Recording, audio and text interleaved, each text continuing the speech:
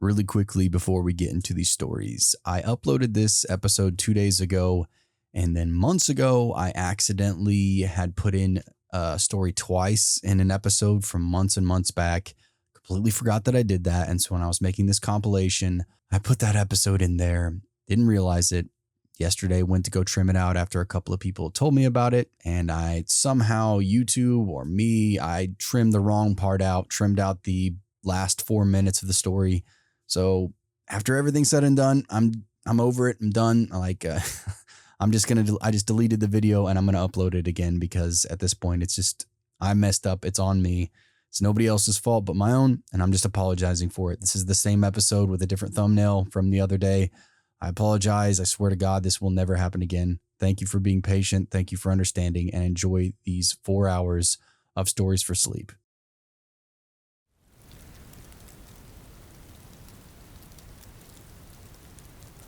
I was born and raised in North Dakota. Back when I was in high school, a group of us would research murders that occurred out in the county. We would then go out and find the scenes and film the exploration at night. It was something to do while we got wasted on shitty beer and just teenage bullshit. Eventually, we ran out of places to go and got really good at finding abandoned rural farmsteads by driving dirt roads and just looking for signs. Rut roads, deliberate tree groves, and old mailbox posts were common markers. We were out looking when we spotted a tree grove that was out of place and drove through the field and discovered an old, but not too old, house. It had padlocks on the outside doors that were knocked off pretty easily. We dispatched of them and entered the kitchen. There were 6 of us, all with flashlights, and we lit up the kitchen/dining area fairly easy. The table was the initial thing that you noticed, and it was strange because of how normal it actually looked. It was set for a meal. Not a bowl was out of place. The only thing was, we'd been in dozens of these houses, and place settings were a first, especially unbroken ones. As we investigated the area, we found the fridge had the disgusting remnants of a full stock, and the cupboards were full of canned and dry foods. This was definitely also a first. One guy found mail on the counter from early June 1978, and another found a creepy-ass TV guide in the living room with UFOs on the cover. All the family photos were still hanging up. Mom, dad, brother, sister, in their 1970s glory. The furniture was dusty, but in good condition.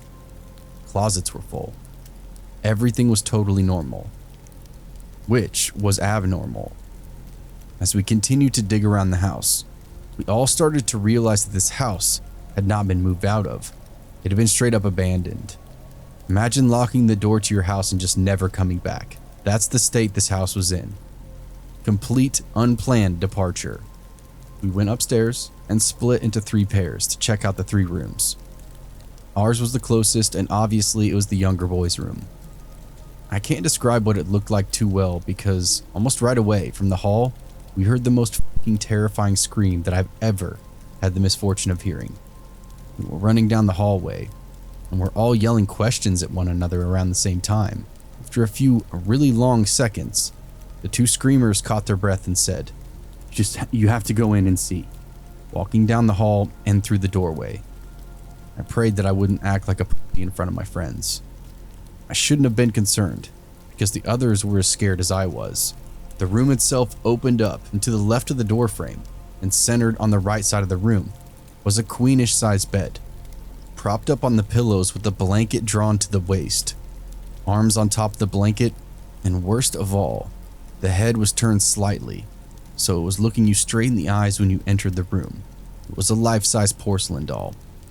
Snow white skin, jet black hair, cold, dead eyes. The dead eyes lit up our flashlights, like she was waiting for us. If the head hadn't been turned, I could excuse it, but it was turned, ready for you when you walked in. Ready for 20 years. Hasty fucking exits were made down those stairs and back into our car. It was during the ride we started to get even more creeped out, because we realized that even though the house had been abandoned, someone had taken the time to set up that goddamn doll. Not packing food, clothes, or family photos. Setting up the doll was one of the last things done in this house. We researched their names, but got nothing. No tragic car accident, no grisly massacre, no extended family. Just a tacky time capsule in the middle of nowhere. We found out that the county had been taking possession of the land for non-payment of taxes, explaining the locks. Never tracked down any more information on what happened to them, or why they left that fucking doll.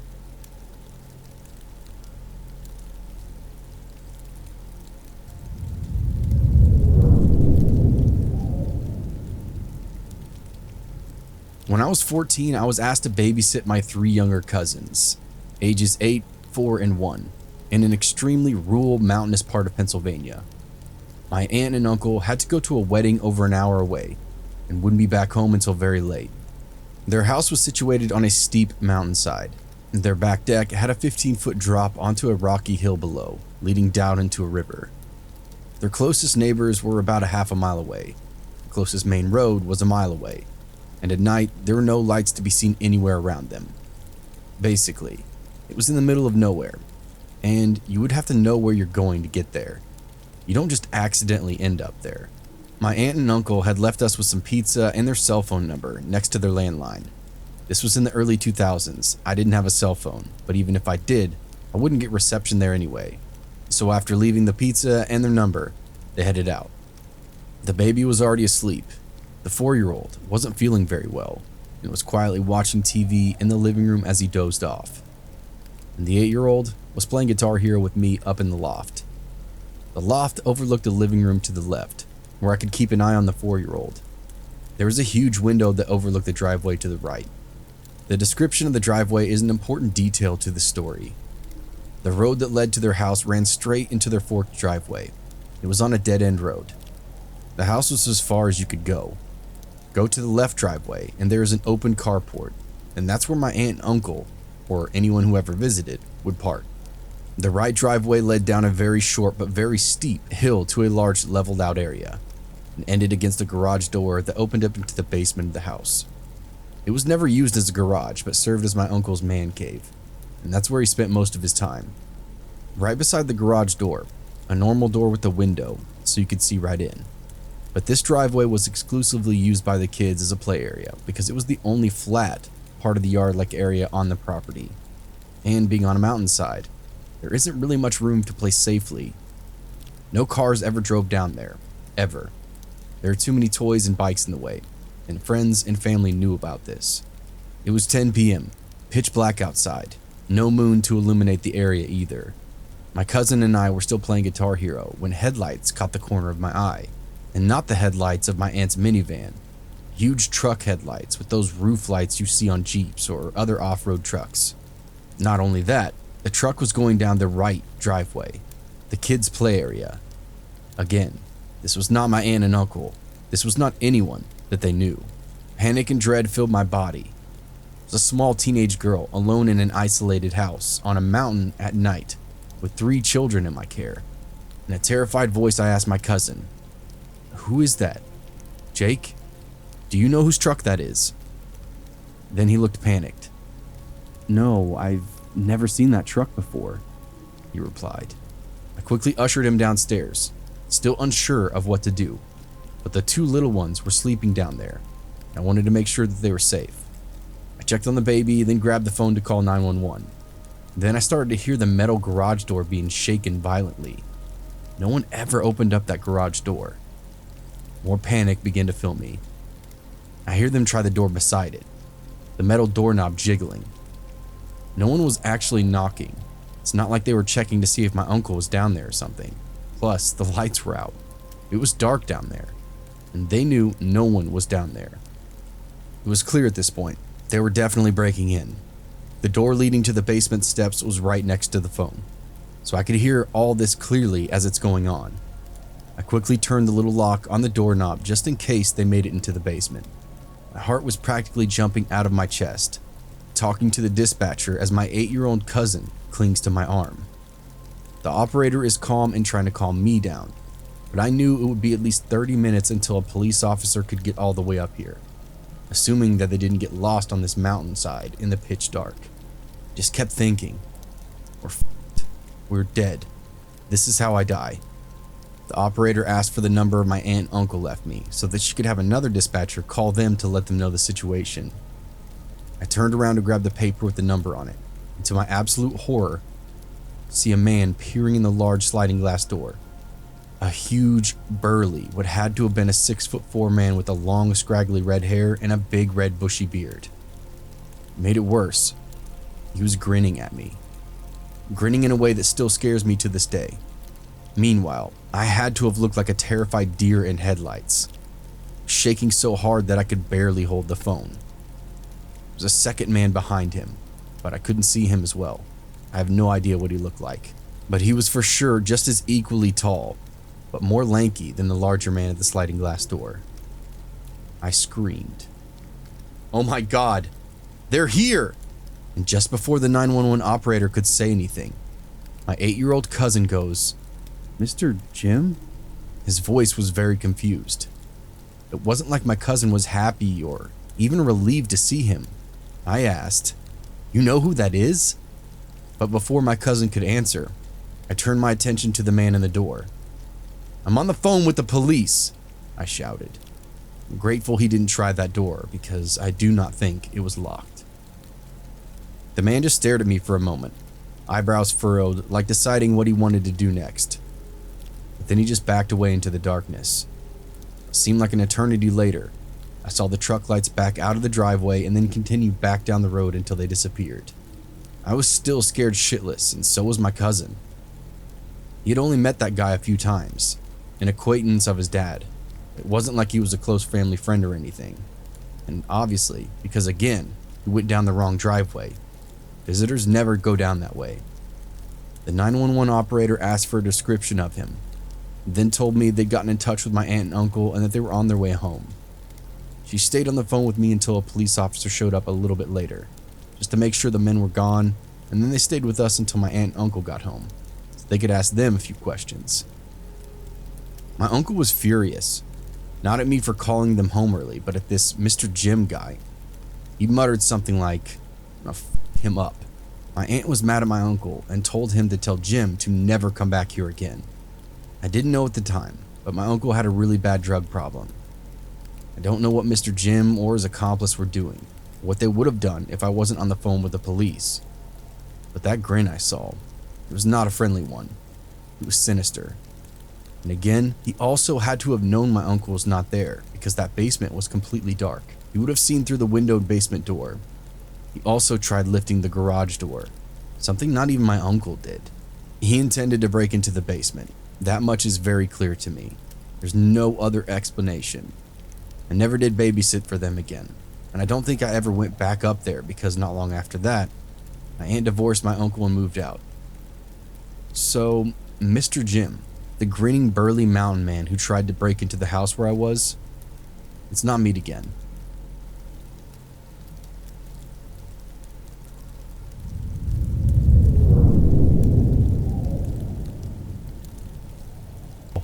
And there was a small old digital clock between the wall and the cot. I fell asleep in my usual manner, facing the wall, back to the room. At 2:48, and I'll never forget the clock since it was the only thing that I could focus on, I woke up very suddenly. I was immediately frozen in bed. My heart was racing, my throat went tight, and I couldn't swallow. This was primal fear at its best. I couldn't roll over to check, but I swear, even now, that something was standing over me. Everything in my instinct told me not to turn around. It felt like my life was depending on me staying right where I was. During this time of intense fear, I kept seeing images in my mind, flashes of gore and horrible things. I could also hear a laughing in my ears, but not the voice of just one person laughing. It sounded like I was in a room with thousands of voices laughing. I remember for the first time having suicide run across my mind during this overwhelming, fear-driven time. I should note here that I'm not, and I've never been suicidal. When that feeling went away, the last thing I remember hearing in my mind was, "Not this one." I looked at the clock again, and only 9 minutes had passed. The longest fucking 9 minutes of my life. A few hours later when I got up, I decided I was going to get the hell out of there as quickly as I possibly could. I skipped the shower and breakfast and sat in the van waiting for the rest of my team. As I was waiting, Drew's brother came out and spoke with me. And in one sentence, he said, "I'm sorry I couldn't help you this morning." As he said it, he had tears in his eyes. He honestly looked like he was going to be sick to me. The look of hopelessness in his eyes still haunts me to this day. 2 weeks later, we got word that Drew's brother had killed himself just before 3 a.m.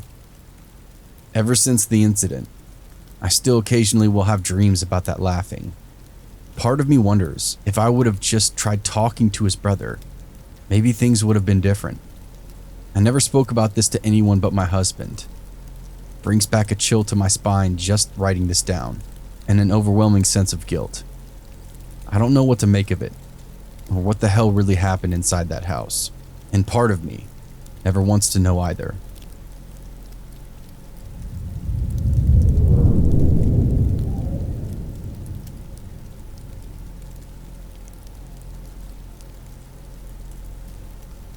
This story is from a childhood friend who told me this, and it still unnerves me to this day.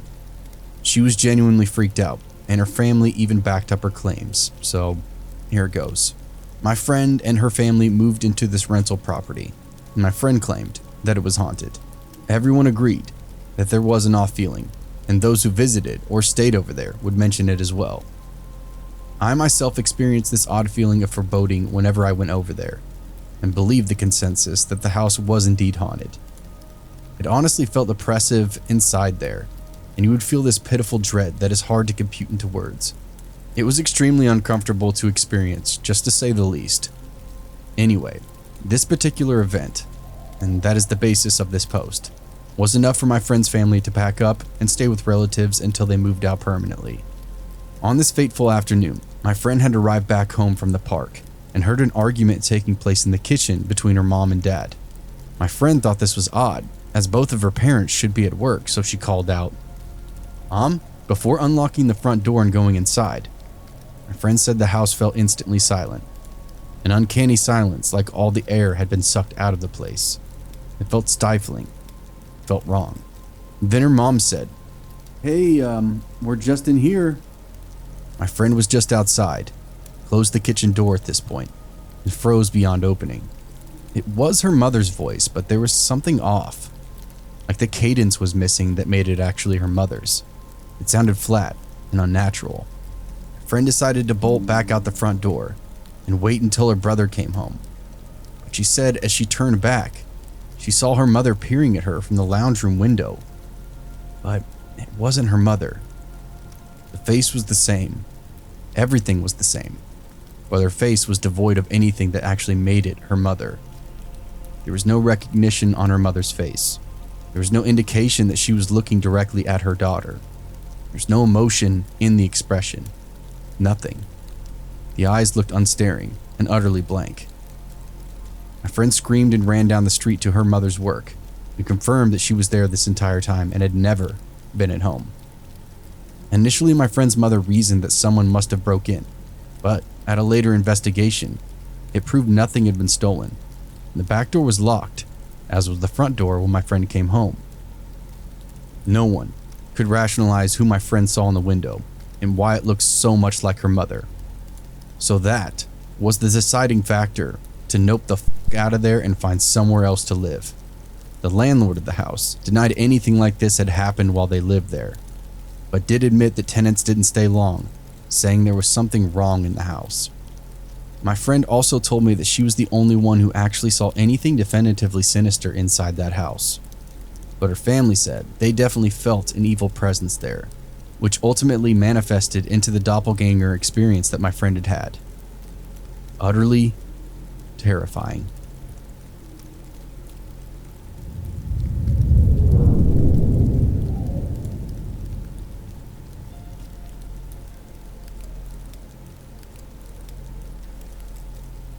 It was the dark of night in January. I was the lone state trooper stationed in a little town in the Texas Panhandle.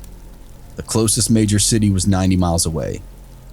The phone rings at 3 a.m., and I sit bolt upright and grab my phone. "Yeah?" I bark into the receiver. I've been working wrecks for the past 15 hours on snowpack. The wind had laid down a little since day shift. It was blowing just enough to hear. Ice was falling on top of the snow. I could hear the ting-ting of ice bouncing off windows and the moan of the cold north wind. The dispatcher's sweet voice kindly said, Dan, I'm sorry to wake you. I grumble a sorry for being gripey. You've got a wreck west of Lakeview in the 658 intersection.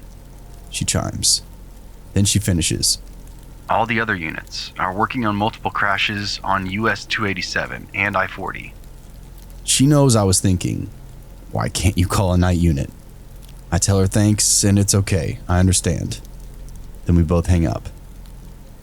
I crawl out of my warm bed and hear my wife roll up into the blankets and mumble a sleepy, "Be safe." And I give her back my standard, "Always, babe." I put on my uniform and add some extra layers, just for the cold. When I got off at sunset, the chill factor was 25 degrees. And whoever said it's always hot in Texas, obviously you've never been to the Panhandle. I threw on my heavy parka and pulled on my Yukon hat over my head and headed outside. And I was thinking to myself, the troops in South Texas don't even get issued these hats. That should have been a clue when I got stationed up here. I walked out of the front door and could see the shiny glaze of ice over the snowpack. Little pieces of ice bounced off my hat and my shoulders as I walked towards my 1987 Ford Mustang. If you're not familiar with this car, it's awesome on dry pavement. It's fast and light, so that pretty much means it's gonna suck on snow and ice. I look at my pony and it resembles an igloo. After breaking off the ice off the door handle and keyhole, I bang on the door to get it open. It cracks and pops as I pull it open. I turn the key and the 50 SSP police engine roars to life. Usually I get a warm fuzzy feeling when I hear that rumbling sound, but I know she's gonna handle like a seal on ice, so I'm not warm and fuzzy about it. I check 10-8 with dispatch and ask for the temperature. This is an 80s model's car, and it doesn't give a heads-up display with a ridiculous amount of information on it like the temperature. 12 degrees. A familiar voice cracks over the Motorola radio. Good grief, I mumbled to myself.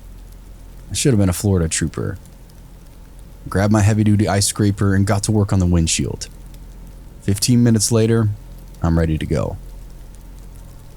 As I back out of my drive, I tap the brakes lightly. She still slides sideways into the neighbor's yard. Man, it's slick, I think. Put the pony in second and let out on the clutch slowly. She eases out onto the ice cap and idles slowly down the road. It's 25 minutes to get to the next little town that's 12 miles away. As I idle through the town, I see a man at the telephone booth flagging me down. There's a lone street lamp above the booth, and it's directly above the stranger. He's wearing a long black overcoat, and a fedora is perched on his head. His head is bent down slightly, so there's a shadow over his face. I can barely see his nose. This guy is around 6'8", and he says in a deep, shaky voice, "I'm sure glad to see you." Now this guy is creepy. I mean gates of hell creepy. As an armed Texas state trooper, I don't get shaken much, and there ain't much that I'm afraid of. But this dude is a creepy creep. He slides his huge frame into the passenger seat. His knees are way up by his head. Mustangs aren't made for NBA players. The ice is popping and cracking. There's also almost a full moon, so the ice and snow have this eerie glow. Every once in a while, a piece of ice will break loose on a tree. A falling chandelier of ice will cascade off the tree and crash into the ground. I think to myself, this is ridiculous. It's not creepy. Just letting my imagination get stupid. I crank up the heat for the guy and ask him if he was in the wreck. He says yes, like Lurch from the butler from Addams Family. Yes. I verify the crash location and ease out onto the road. It takes us about 8 minutes to get to the scene, which was 3 miles out of town. As I arrive on the intersection, I see a Chevy Suburban lying upside down in the field next to the road. Bet that was a rough ride, I say to Lurch. Ugh, says Lurch. I check out the scene with dispatch. I exit the car to start scooting towards the Suburban. There's a downhill slope to the wreck, so I squat low to get to my center of gravity and as low as I can. I slide off the edge and use my hand as a rudder. At the bottom, I slid almost all the way to the Chevy. Standing up, I scoot forward. As I get to the side of that Chevy, I turn on my streamlight and write the tag number down. For a minute, I think surely he was alone, or at least he would have said something to me. The moonlight was glinting off the glass as I rounded to the back side. The wind had completely laid down. It was now eerily quiet, except for the ice cracking and popping. I turned my streamlight towards the big window that stretched across the back of the Suburban. My light illuminates a 90-year-old dead woman pressed up against the glass, wrapped in a white sheet. I dropped my light, stumbled backwards, almost falling. A cold electric shock shot up my spine. I might have yelled out also, but I can't quite remember. My adrenaline is pumping me full of energy now. I reach for my sidearm as I look back towards the Mustang. I can see the tall fedora-wearing giant sitting there and my mind is racing. What the hell is going on? I'm thinking to myself. Did he just kill this woman? Did she die in the crash and he just forgot to tell me? I unstrap my .357 Magnum at my side and ease up a couple of inches as I stare into the dark form in the car. I decide to take one more look before I put the guy on the ground and arrest him. Retrieving my streamlight, I light up the window again. The old woman is strapped to a gurney. I bent down and looked up at the floor. There they were, little chrome steel latches. I walk up the hill to my car. I open up the door and ask Mr. Creepy what he was doing when he wrecked. He informs me that he's a mortician and was transporting a body. And then I ask him if he doesn't think I could have used that information earlier. He gets a shocked look on his face and apologized.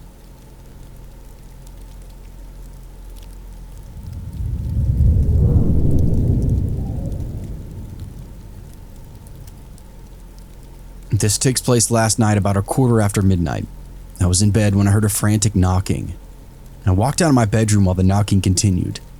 I heard a woman saying, "Please, help me," along with crying, but it was very faint. I looked out my peephole to see no one there. No other doors were being knocked on, just mine. Which by itself is odd, especially since I'm also on the 3rd floor. Why would someone walk all the way up to my apartment if they were in distress? If they really needed help, they would be banging on everyone's door.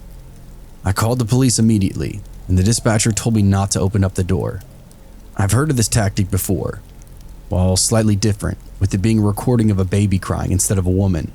It's just crazy when I think about it, especially the statistics of stranger abductions usually resulting in murder. Also, it's just sick to try and prey on people's empathy. The police drove by and I saw them using their spotlight to look through the complex. But as of now, I have no idea if they found anyone or if by chance someone was hurt, if they actually found her. I barely slept with all the possibilities of how this person found me, where they saw me, when they followed me, or if they live in this complex themselves. 4'10", I live alone and I don't know many people in my area. I have no family close either. Have they been watching me and know all this? It's making me go crazy just thinking about it. Stay vigilant out there and don't fall for these tactics and let people prey on your empathy.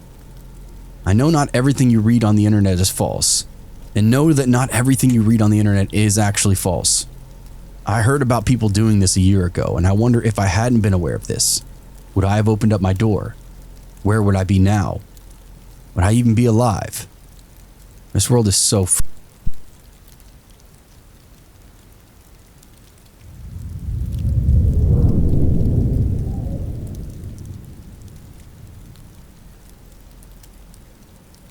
A former EMT firefighter here.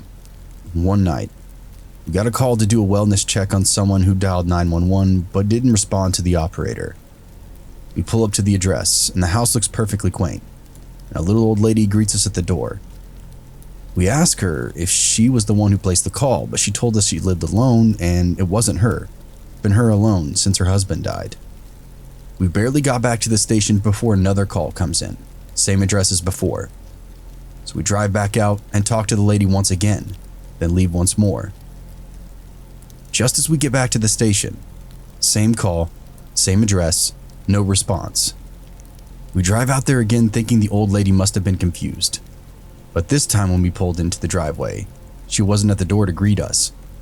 There was no reply at the door, but it was unlocked. We take a peek inside to find the old lady was on the floor and wasn't breathing. We rushed in to help and got her to the hospital and got her back to stable condition. When she woke up in the ambulance, she claimed that she still didn't call us. We arrived almost immediately after she'd fallen. Before she was admitted to the hospital, she asked me and another EMT if we could bring her knitting needles and a bag of clothes with her to the hospital. I offered to pick up her stuff because I had a friend who lived in that area and we were going to hang out anyway. So later on, I pick up my friend and drive back to the lady's house. I ran inside and grabbed the bag of knitting stuff while my buddy sat in the car. But as I was leaving, I swear I felt a hand on my back and heard a voice say, "Thank you." When I get back into my car, my friend asked me, "Hey, why couldn't that lady's husband just bring her stuff to the hospital?" I explained that she told me that her husband was dead, and after I said that, my friend said, "But I just saw an old guy in the window." He smiled and waved at me. At first, I refused to believe anything supernatural, so I called the police and asked them to do a sweep of the house. In the moment, I was thinking it was a squatter. Nothing was out of the ordinary, and no one was inside. I later brought my friend to visit the lady. He described the old man he saw in the window. The lady almost immediately started tearing up and said, "That's my Harold."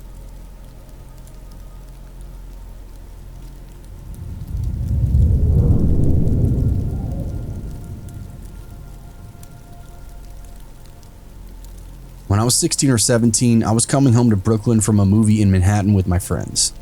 I was the only one who lived in Brooklyn, so I walked home alone from the train. I was used to being out late by myself. I had a midnight curfew, but I frequently broke it because I thought nothing bad would ever happen to me, despite an uptick of and assaults in our neighborhood at the time. This night, however, I was actually slated to get home on time for once. It was the summer after I graduated high school. I was feeling amazing. I had a little to drink and a little to smoke. Felt like I was on top of the world. It was so hot out that night, and I remembered that I was wearing this long sheer cape thing with a very tight and very revealing dress underneath. However, because of my fun little outfit, I was feeling myself and being stupid, taking selfies while I walked down the streets, listening to music with both headphones in, not paying attention to my surroundings. I think I even sang as I walked.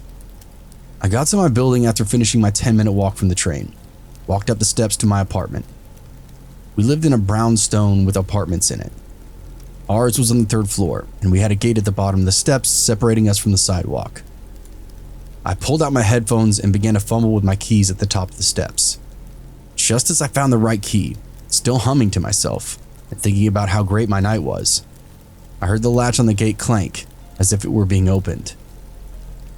I turned around and I saw this random man standing at the gate, staring up at me. He was young, probably in his early 20s, wearing a gray hoodie with the hood up, covering part of his face. But I could see his eyes, and immediately I knew something was off because how blank yet nervous his expression was.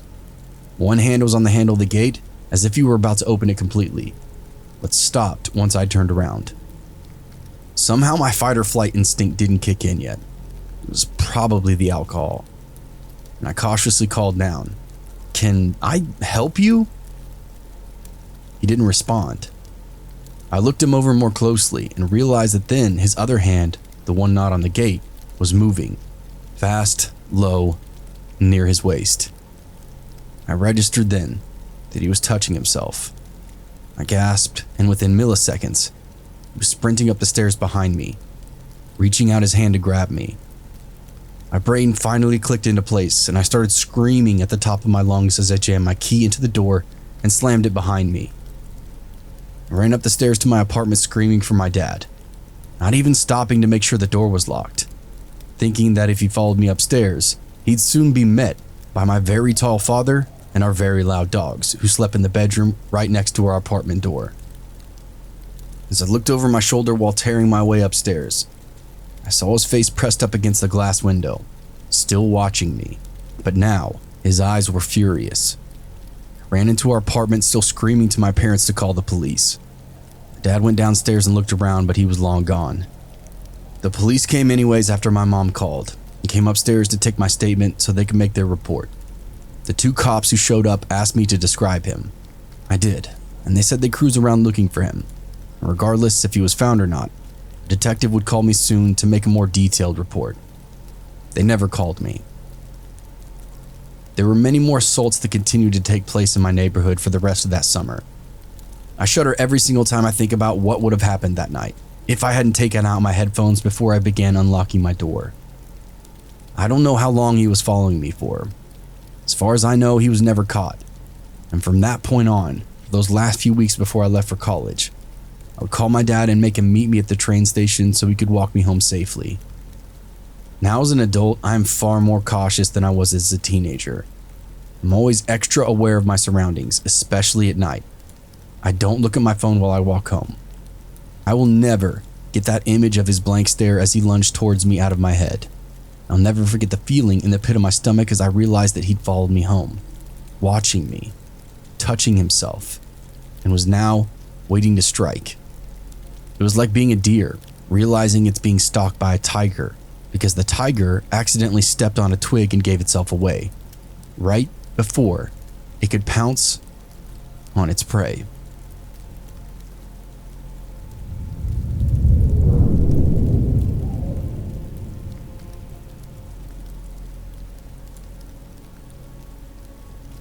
I had a call to a residence for a mental evaluation, or a 5150. Anyway, I get there and speak to a 50-something-year-old woman who states her 20-something-year-old son is under the influence of an unknown drug and kept repeating that he can't go back into his bedroom because there's an old man hanging in his room. She stated she was too scared to go into his room and investigate it for herself because he constantly brings over friends that are drug addicts and is unsure if his claims were true or not. I then go speak to the son, who is clearly under the influence of a stimulant. He goes on to tell me that he was told by a spirit not to enter his bedroom because her father was dressed in his Class A military uniform and was hanging inside his bedroom. I checked the room out for myself, and of course, no body was hanging in the room. As I'm in the middle of explaining to the mother that there was nothing in the bedroom, a veteran officer arrives on the scene to assist me.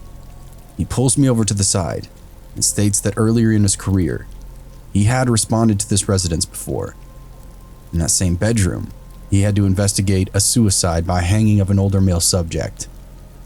He didn't remember all the details, so he couldn't remember all the details, so I looked it up for myself in our report management system in my patrol car. Sure enough, the officer was right.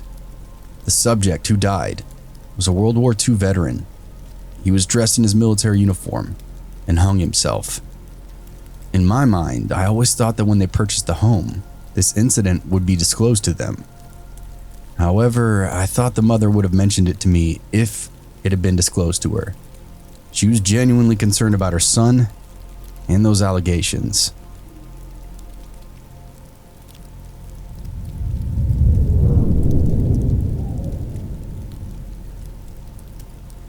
Okay, so this happened to me when I was an 18 or 19-year-old female in college in a small town in the South.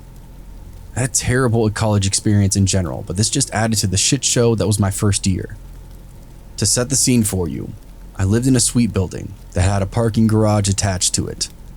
There were probably 4 or 5 levels to that garage. The top level of this parking garage was on the ground level, and the suite building was maybe a 5-minute walk down a sidewalk to the entrance of those suites. There's a little room with windows that housed the elevator close to that sidewalk. My boyfriend at the time lived off campus. I hated being on campus so much that I spent most of my time at his house in a neighboring town. I had an 8 a.m. class, so I would usually go back to my suite at some point, usually late night, early morning. One night, and this night in particular, I got back around 2 a.m. The parking garage was pretty full this night, and I had to park at the furthest end from the building, closer to the ramp that went to the lower level. I'm terrified of being inside parking garages, so I usually parked on top. It was really dark, and I usually would call my sister or my boyfriend if I was ever scared. But on this night, it was normal, and I didn't feel the need to bother anyone so late. I was almost to that sidewalk I told you about. I noticed someone in the little room where the elevator was. They had been behind a wall, but I saw them emerge. He had not come out of the elevator, as I would have seen the doors open through the windows. I didn't really get a great look at him, but I could tell that it was a middle-aged man. I found it odd that he was on campus so late, as all the people living in this building were young and mainly freshmen. I tried my best to just ignore him and continue on my way, but as I reached that sidewalk, he came out and started walking behind me. I tried to be rational and not freak out, but the further I walked, the more I realized he was getting closer and closer to me. There's one of those posts nearby that you can hit to notify campus police, but something inside of me told me that I had to not let him know that I knew he was there and that he was scaring me. In just a few seconds' time, I had to make a split, quick decision. I just started sprinting down that sidewalk, and I immediately heard him pick up his speed and start running as well. He was chasing me. There were 3 entrances to that building, and I usually used the furthest one because my room was on the far end of that building.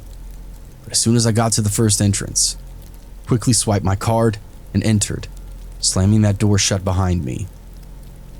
He was right there on the other side of the door. He made eye contact for just a second or two, then ran the other way and out of my view. I was so fucking scared, and to this day, I wonder what his intentions were. It's really probably for the best that I didn't find out. The next morning, I woke up to an email about a strange man that had been spotted on campus. Still to this day, it gives me the creeps to even think about that night.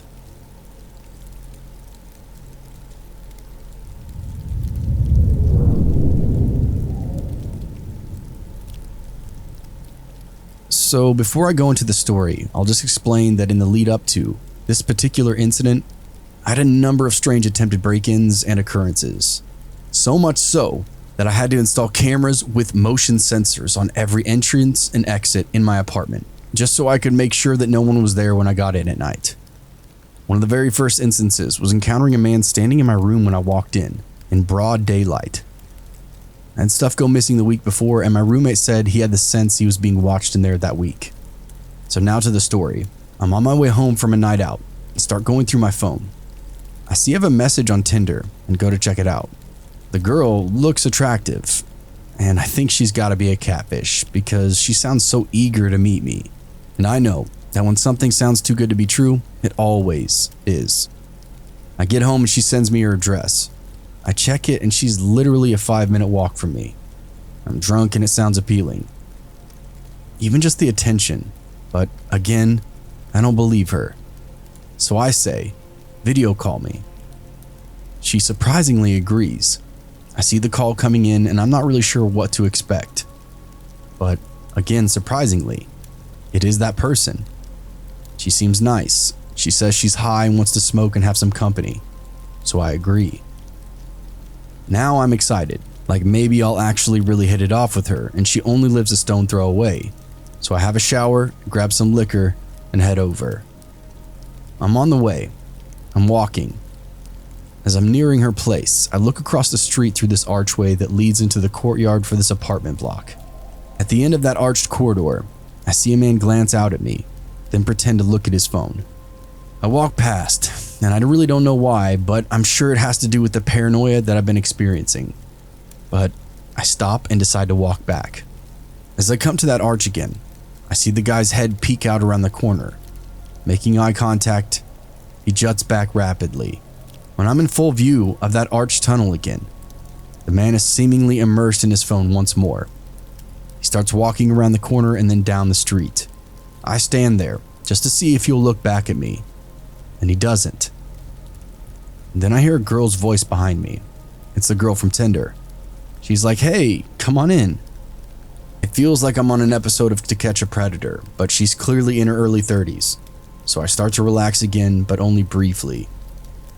We walk up a flight of steps to get to her apartment, but then she starts veering down a flight of steps and tells me she has a basement apartment. I continue to follow her. I'm calm until I get into the living room, and I really don't know how to describe it, but there was just something making me feel very nervous. It was just so bare. There was just a sofa, a kitchen table, just the complete opposite of what I imagined. I've dated girls, and this just wasn't a girl's apartment. I don't know if that makes any sense to anyone. So now, she's like, just come in my room. And I get this overwhelming sense of fear. Alarm bells are ringing, red flags shooting up. Something telling me, this is a trap. Do not do it. Then I try to tell myself, okay, dude, you're just being paranoid. Just relax. So I follow her to her room. It's a tiny box room. There's a bed and an empty bedside drawer. Now, the thing that weirds me out the most is there's another door, which I can only assume leads to a bathroom. That door is closed. There's obviously a pool of water coming from underneath the door. Like something had overflowed but stopped. I'm about to ask her about it, but then her hand cups and squeezes my crotch area. I'm taken aback at how forward she starts to become. She kisses me while guiding my hands down the front of her sweats, inside of her underwear, and whispers for me to take my clothes off. I start to open up my shirt, and before I can, she's already naked. She sits on the bed and starts opening and getting my pants down, straight into giving me oral sex. Sorry about all the details, but I'm just trying to explain to you. 1, her overeagerness to get me naked, and 2, the overwhelming feeling that she was trying to distract me or put me in some kind of vulnerable position. She starts to lie back and pull me on top of her and making over-the-top moaning noises. Then, I can distinctly hear something outside the door in the living room. The sound of like clothes rubbing against clothes when you're moving in a really quiet place. And I hear footsteps. Not a lot, but just like someone is sneaking around. As we're kissing, she tells me my watch is catching her skin and asked if I could take it off.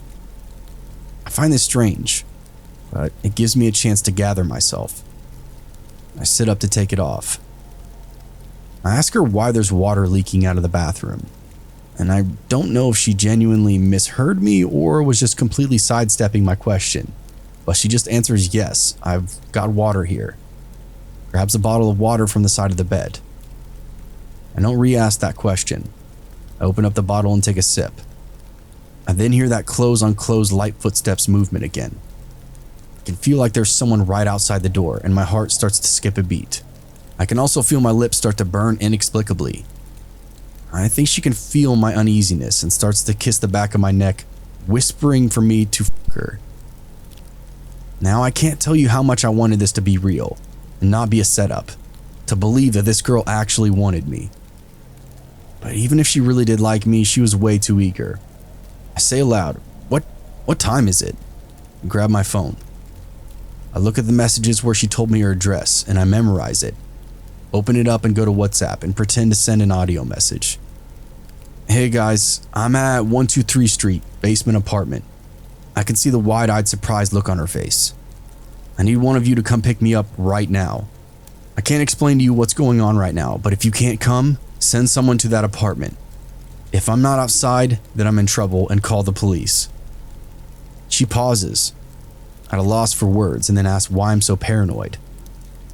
I ask her who's outside, and she doesn't even deny that anyone is out there. Just a friend. No other explanation. I start to get dressed and feel relieved, but I also think that I'm overthinking this. I tell her goodbye and she says see you later and starts texting on her phone. I open up that door. The room outside is way darker than it was when we went through it first, but I can make out the silhouette of mostly everything. I don't see any other room though and wonder where the fuck her friend is or why there's someone in that room, just chilling in the complete darkness. I have the jitters walking all the way through. It's only a short trip, but I'm envisioning someone jumping out from nowhere, bludgeoning me with something. I get up to the stairs and go up. I rush to the door and can't even figure out how to reopen it. I can feel someone is coming up behind me, up those stairs. My adrenaline kicks in 100 times. It's her. She opens up the door for me. I say thank you and I leave. I check my cameras before going back into my apartment. Nothing has triggered them. I sit in the kitchen and wonder why I was being so crazy. I go back to my room and get into bed. And surprisingly, I get a call from that same girl again, and she's being cool. She tells me to stop being so paranoid and come back. Now in the moment, I'm actually half thinking about it. Thinking about why was I acting so insane. But then, something just clicks.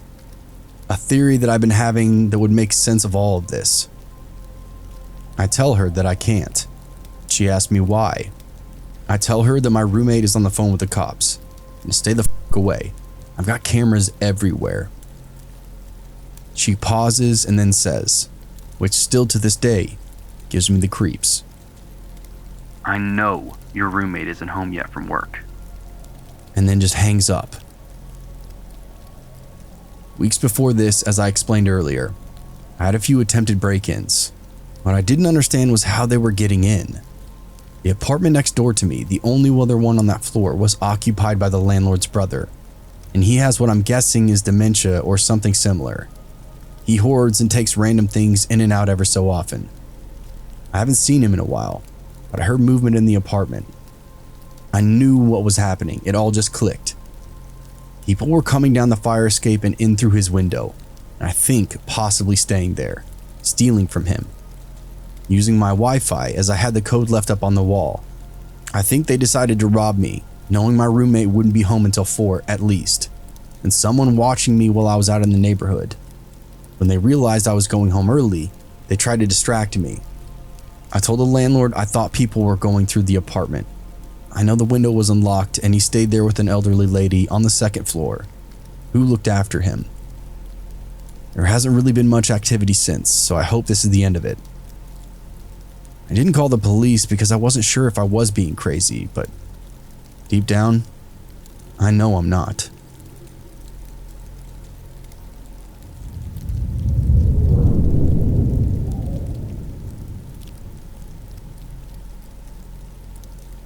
This is my brother's girlfriend's story. She doesn't have a Reddit, but I told her about this subreddit, and she wanted to share her story because it's creepy, and it's also something to learn from. I go to school in a big city, and it's one of the least safest cities in the United States. I chose this school for nursing, definitely not for the location. I live in a row house, or that's what I think we call it, off campus with 4 other girls. It's cheaper and nicer than dorms, or so we thought. I guess you get what you pay for. We're all girls and sophomores in college, and as you would guess, we go out and drink and come back and do things we don't remember. We had just started, and our rent was in August. There was 3 floors plus a basement, which was padlocked by the owners. Understandable. We definitely had parties down there to avoid immediate cleanup, if it was open. The house was great. It was an amazing location to school and work. I'm a CNA who works odd hours, which is important for later. It was not expensive at all, and in pretty good condition.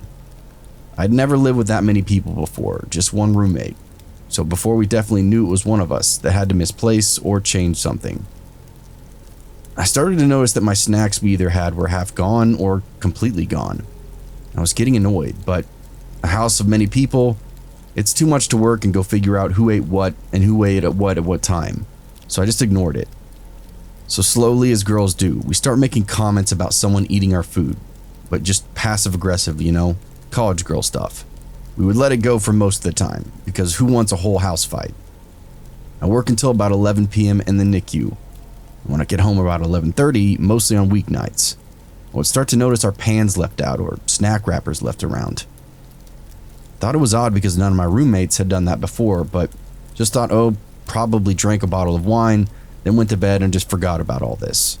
Continuously making excuses for the actions and the things going around at our house. My roommates start making comments as well.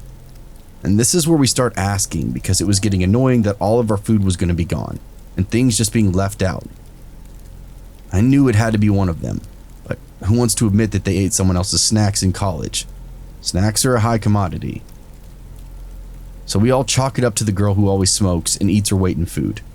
But she continued to swear that it wasn't her. This goes on for 2 months. Got more obvious someone was clearly taking everyone else's food. Definitely has to be the girl who always smokes. I see her eat a whole snack pantry in one night. But I wish it was her. One night at work, I was about to get off, but an situation happened and I didn't end up leaving until around 12:30. I took the bus home. I got home and was about to just collapse. I was so tired, I just wanted to go to bed as soon as possible. When you walk in our front door, the stairs are directly in front of you, and you can see down the side into the kitchen. I walked in and saw someone in the kitchen, but was way too tired to say hi and thinking I could end up in like a 30-minute long conversation about nothing. So I ignored them and just went straight upstairs. When I got to the second floor, I noticed all of my roommates' doors were closed, which always means they're either in their room for the night or asleep. I don't know why, but I got a weird feeling. Something that made it click. They were all asleep, right? I texted our group house chat, asking if anyone was in the kitchen. I felt stupid for even asking, but only 2 responded, and they both said no. The others were asleep. I knew it wasn't any of my roommates down there at the moment, so I immediately dialed 911, but I didn't press call yet. I crept into my roommate's room across the hall. Thankfully, or maybe not thankfully, she didn't have her door locked. I whispered, telling her that someone was inside the house. She gave me the wildest eyes ever and almost looked like she was about to cry. She wasn't even suspecting anything like I did. For reference, it was a very bad area, and there were shootings in the house 2 doors down only weeks earlier by another intruder. She mouthed to me to make the call. The whole time we were completely dead silent, and we really didn't hear anything. I began to question myself, thinking, did I really see anything? It was a long day at work. Maybe I just imagined it. I regretted that I dialed, thinking I'm going to look like an idiot when they show up, and I was just tired and daydreaming. We explain what's going on, and they tell us that they'll send someone as soon as possible, which thankfully ended up being pretty quickly since it is a big and dangerous city. The police show up, and I didn't even want to go downstairs, but the operator confirmed it was them, so I did. The whole time, I could swear the operator could hear my heart beating. The police come in and look around, and I'm thinking to myself, oh my god, I'm so dumb. They ask if there's any other floors, and we tell them technically there is, the basement, but it's padlocked, so no. They end up checking the basement just in case, and well, they were right.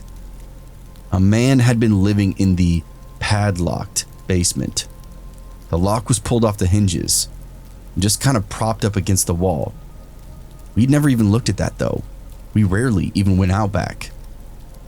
The guy had taken a comforter of one of my roommates out of the hall closet, had a mattress from God knows where, and all of his clothes were there. He was the one moving and eating all of our stuff. He would come out in the middle of the night and do it. He started getting really, really comfortable. I don't know if he was drugged out or what, but he forgot to clean his tracks, and he really started to not care. My roommates and I have pretty consistent schedules during the week, probably letting him think that any time after 12 was good to come out. We never slept with our individual doors locked, and that's what freaks me out the most. He had access to every single one of us at any given moment, and we would have had no idea. When he did get arrested, I was the only one to go down and look. I don't know why I did, but I wish I didn't. So yeah, let's never actually meet.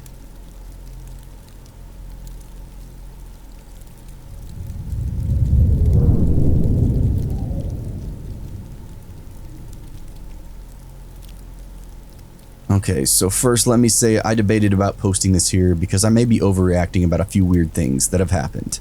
But then I decided to go ahead and post it anyway and see what you guys think. Please tell me if I'm overreacting. I won't be offended at all. And just tell me if I'm being silly or if there's really something actually going on here. First off, our house has a basement/crawl space that's only accessible from outside. There's a door that's directly underneath my bedroom window.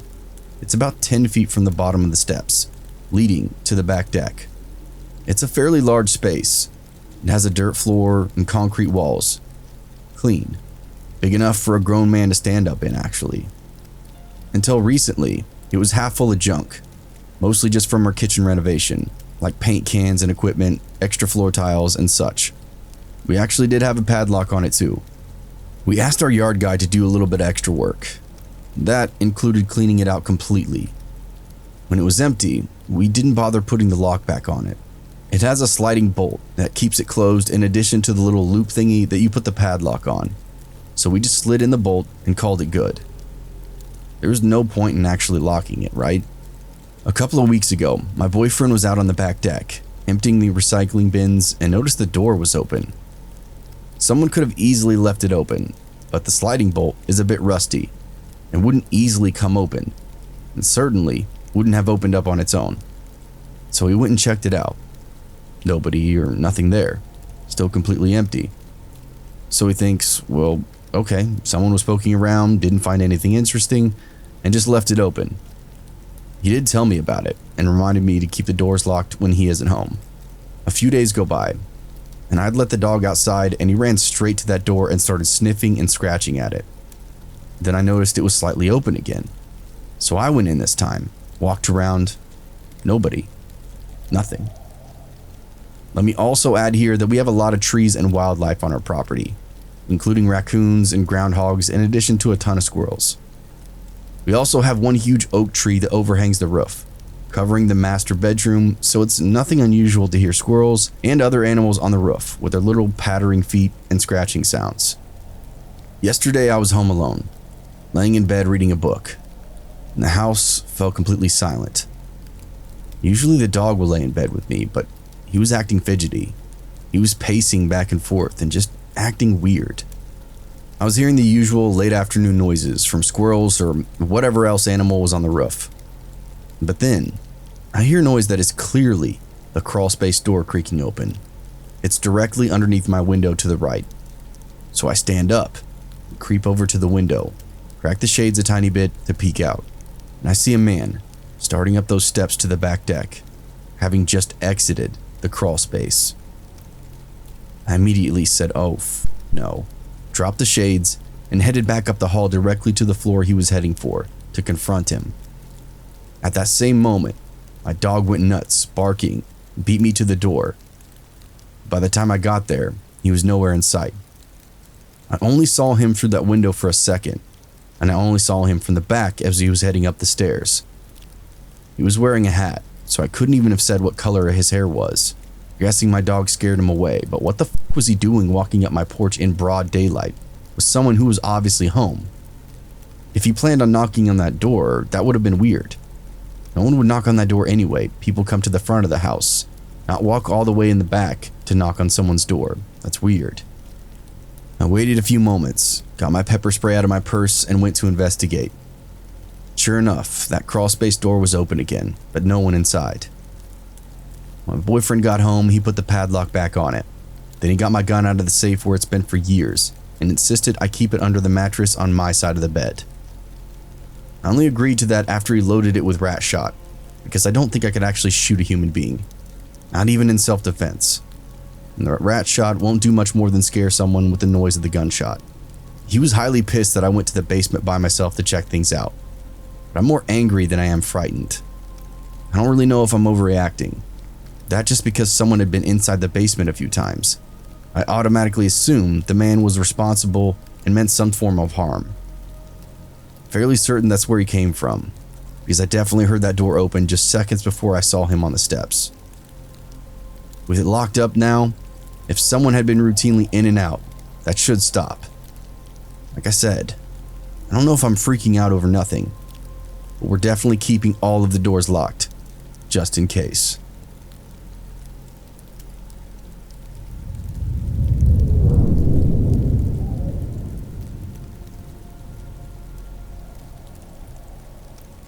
This happened in my junior year of high school when I was 17 years old. For context, this isn't the type of story to make you jump out of your seat type of story. It is, however, one of the creepiest and most awkward moments I've ever had. So anyway, this happened about 2 weeks ago, just when school was getting out. I was home and I just finished up my final project for school before the summer. Nothing else to do, and still having motivation to be productive, I thought I'd drive around the area to deliver some orders and make some extra cash. So I get in my car and drive around town, doing orders left and right for several people. They were pretty simple for the most part, the restaurants not being too far away. I'd say I did this for about 2 hours or so. before it started getting late. Most of the stores were closing, and I decided to head back home. However, I got one final notification from DoorDash, telling me that someone was requesting the delivery inside the area. I was annoyed, but it wasn't that far at the end of the day, so I bit my lip and accepted the delivery. After getting the food, I drive over to the location, pull up to a one-story, small home. Now, the area I was in wasn't the best, and it was kind of creepy to be honest, but I knew I had to get it done in order to go home. Get out of my car and put the food on his doorstep, as requested, then took a picture for proof. After leaving, I hear the door unlock from behind me, see someone step outside. Standing in front of the door is this tall, lanky man, wearing this huge jacket. It made no sense as it was nearing summer, and if you live in Florida, you know how hot it gets. But it really wasn't any of my business, so I just told him to enjoy his food and went on my way. But as I'm walking over to my car, I hear him tell me to wait, that he had something for me. I turn around, and he goes back inside his house and motions for me to come inside with him. Most of his house was partially dark, and you could kind of see inside, and the atmosphere itself looked very strange.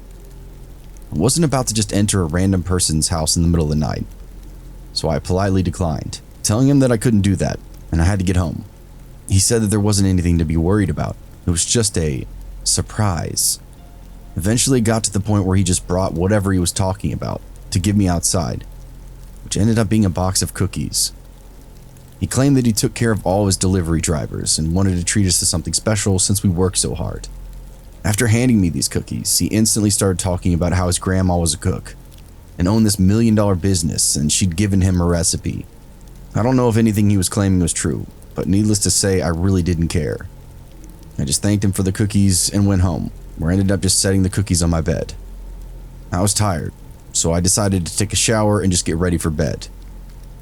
I'm in the shower for a good 10 minutes, and I hear my mom yelling something while calling my name.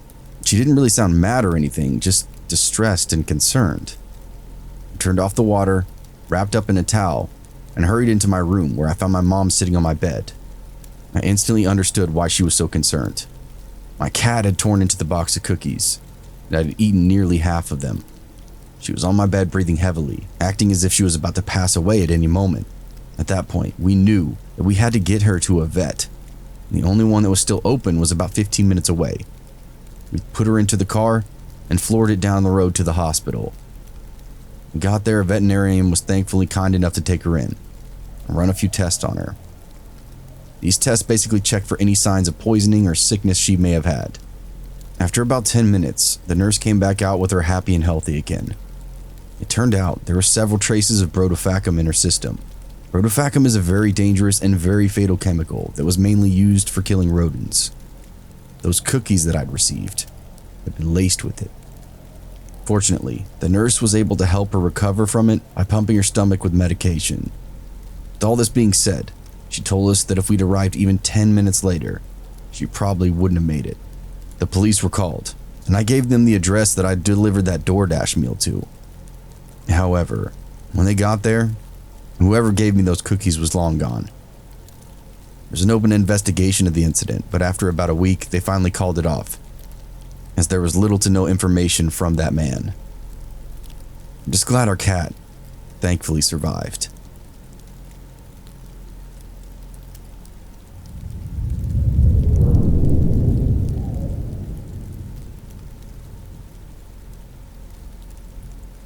This happened 2 years ago, a typical normal day in my suburban neighborhood. My wife asked me to run to the grocery store for something. It was around 2 or 3 p.m. When she asked me, I was sitting in the dining room, which was right next to the garage. So instead of walking to the front door and then all the way out to the front of my house to my car in the driveway, I just went out the door next to me that led into the garage. I hit the button to open up the garage door, and it started to rise. I walked over to the door and ducked to walk out before it finished. I stopped dead in my tracks. There were 2 people standing right in front of me on my driveway. A very overweight man and a very overweight woman. This caught me totally off guard. I probably muttered some type of hello, then asked if I could help them with something. Before I had time to focus on their response, I noticed the woman wasn't looking at me like the man was. She was holding a fake baby in her arms, cradling it and telling it to shh, shh. This left me flabbergasted. I immediately assumed they, or at least she, might be mentally disabled. I looked over to the man without missing a beat, and he asked me if I could give him a ride to the store. I made up some excuse why I couldn't take them, even though that's where I was actually going. The man's face immediately turned red. The woman never looked up at me, and I walked around them and got in my car and locked it.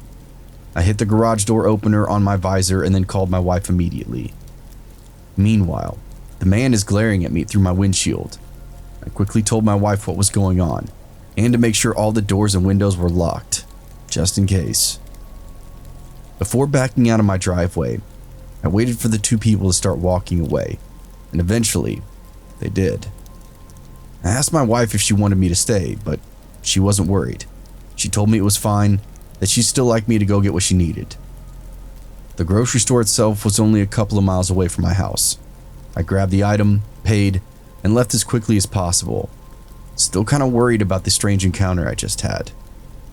As I was driving back home, I saw those two people walking down the sidewalk toward me. The woman was still looking down. The man saw me again, and again got very obviously upset, and then walked out into the middle of the road in front of me. He was saying something, but I drove around him and continued back home. My wife called the local non-emergency number, and they told us that they'd send an available officer to the area to drive around and take a look for himself. I never saw them again. I have no idea if they were going house to house asking for a ride or what. A part of me still feels bad, thinking they both might have been mentally disabled and just wanted a ride to the store. But the whole encounter was just too bizarre. The man didn't seem disabled, so I honestly just have no idea. If they hadn't surprised and spooked me the way he did, I may have given their request a little more consideration. So, to the people that asked for a ride that day, let's not meet in my driveway abruptly. Just knock at my front door next time.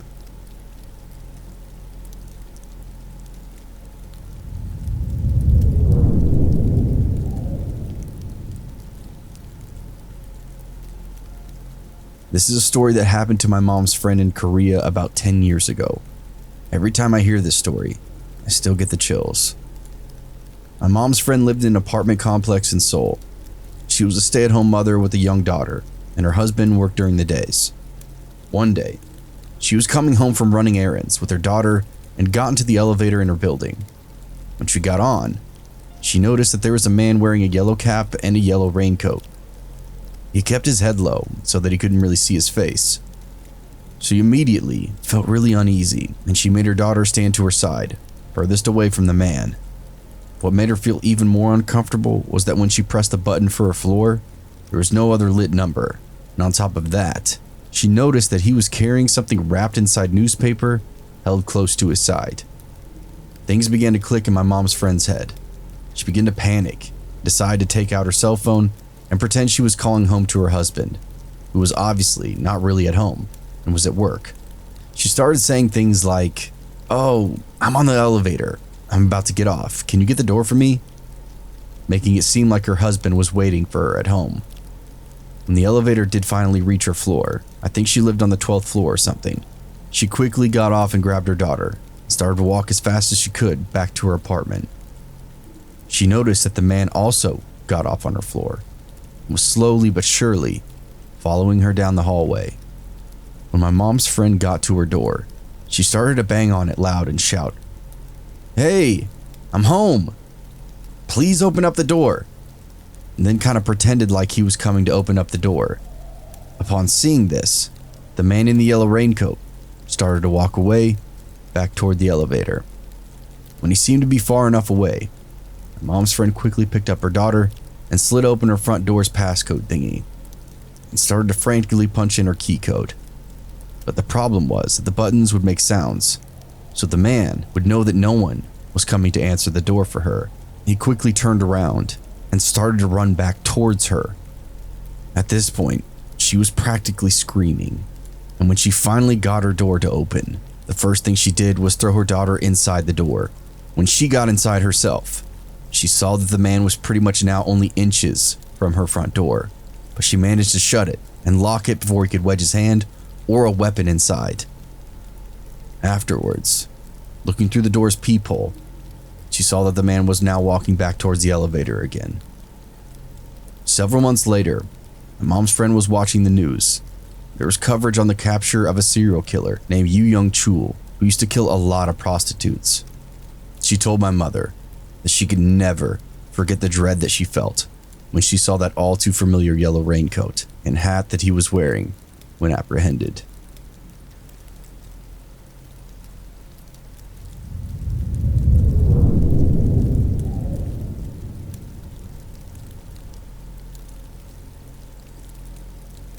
About 2 years ago, I was driving home from a family reunion pretty late at night. The drive was about 2 hours long. I didn't stay the night because I had to be back to work the following day. Most of the drive was roads with dense bushes and trees on either side. You know, the real creepy ones that you see in movies. So anyway, I'm driving about 45 minutes when I start to get really tired. You know how sometimes you suddenly become really tired out of nowhere? Well, yeah, that happened to me. I knew I wasn't going to last, but I didn't come across any place that I felt I could park and safely sleep. Anyway, after it became clear to me that I wasn't going to find a place to pull up, my tiredness wasn't going to go away. I did something very questionable. I pulled over to the side of the road onto the grass, just behind some bushes, just to try to hide my car, just in case anybody would come past. The roads weren't empty. There was cars passing every few minutes or so. So I made a mental note to myself. The time was 11:22, and then fell immediately to sleep. Sometime later, I was awoken by a scratching sound. I looked up at the clock. 11:50. The sound stopped after a few seconds. Because I was still extremely tired, I didn't really bother looking around and simply just went back to sleep. A little later, I was awoken by that same sound. It was now 12:40. This time, it really freaked me out because the sound did not stop. The thought ran across my mind that maybe it was just an animal inspecting the car. But why would it return almost an hour later after it left the previous time? I looked into my rearview mirror, and I just so happened to catch a glimpse of something running back into the forest. Now at the time, I thought it was the hook killer himself. You know, the one that scratched the couple's car and then slaughters the guy who went out to go investigate? Yeah, f that, I thought to myself. So I just got the hell out of there.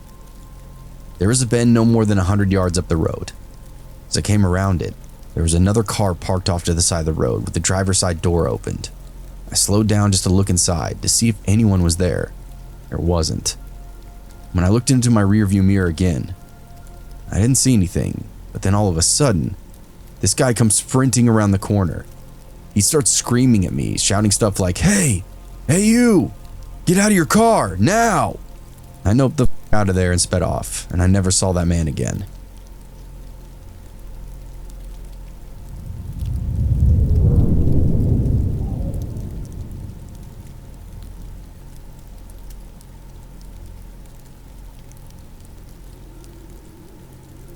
This happened in the summer of 2010. I was just entering my teenage years. My family took a trip to a really nice hotel in the city. I can't really remember why we decided to take this trip, but I remember a lot of my family friends coming with and staying in adjacent rooms. I've never asked my parents. It's not really important to the story. To preface, I'm a bit of a scaredy cat, always have been. I'm pretty skinny, I'm a fragile kid, so I get spooked very easily, even still now. This, however, was most definitely not me freaking myself out like I normally would. Looking back now, I'm incredibly lucky that I trusted my instincts. This hotel had a strange design to it. The lobby was actually on the 4th floor, not the bottom floor, which I found kind of strange. To access the lobby, you had to use the elevator. There was no way for you to get into it from the stairs. This information would have been nice before everything happened, as you'll find out. The hotel was organized in a square shape. Every floor was lined with a balcony, and you could look down into the lobby and the cafe area from your floor. Essentially, if you were walking to your room, you could be seen from anyone that was on your floor if they just stepped out of their room and looked around. I was always afraid I'd fall over the balcony and sail down 8 stories to my death. They were high enough to a point where I wasn't too concerned for my safety. The first day or two was nice. My friends and I hung out and played cards all day, or we watched whatever was on TV. At night, we'd explore the halls of the hotel and tell each other ghost stories. It was a really fun time, even though I still don't fully understand why we were there. On the third day, though, things got strange fast. I woke up to the sound of screaming coming from outside my door. Now, because of the hotel's design I mentioned, sounds from the lobby would echo all the way up to the top of the building. So when I walked outside to investigate, I immediately looked over the balcony to see what the commotion was about. I saw a girl laying on the ground, eggs and milk splattered everywhere around her. People were rushing to help her. I heard someone say to call 911. It seemed like the girl was unconscious, or maybe she'd passed out or something. I scanned the lobby and saw that my family and a couple of my friends were in the lobby getting breakfast, all watching the event in front of them. I decided to rush down to meet them and find out what exactly had happened. The elevator was on the opposite side of my floor, so I took the stairwell located right next to my room. We were on the 7th or 8th floor, so I knew I only had to take maybe 4 flights down. Not a big deal. I descended for a little while, looking for the number 4 on the wall, or the letter L. I passed floor 5, ready to find the door to the lobby.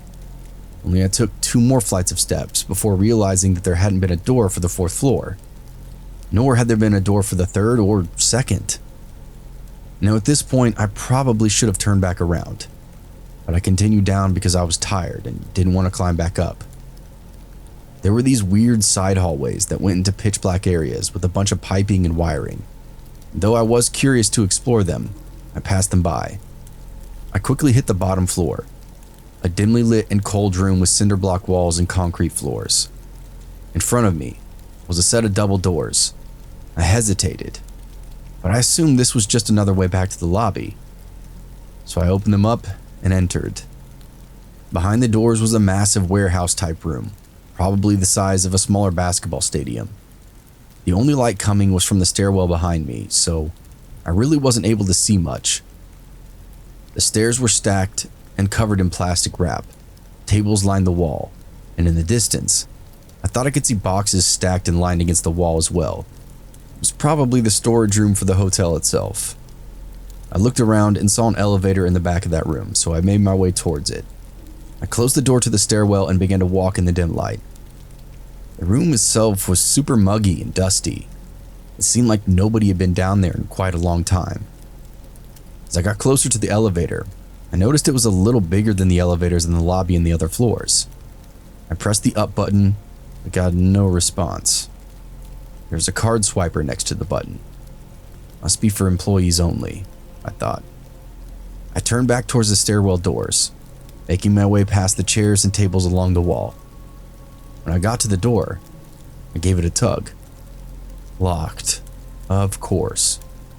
And this is when things started to hit me. I realized I was stuck in the dark, dusty basement of a hotel. I did not have a phone either. My parents wouldn't allow me to have one until I graduated middle school, so I couldn't call anyone for help.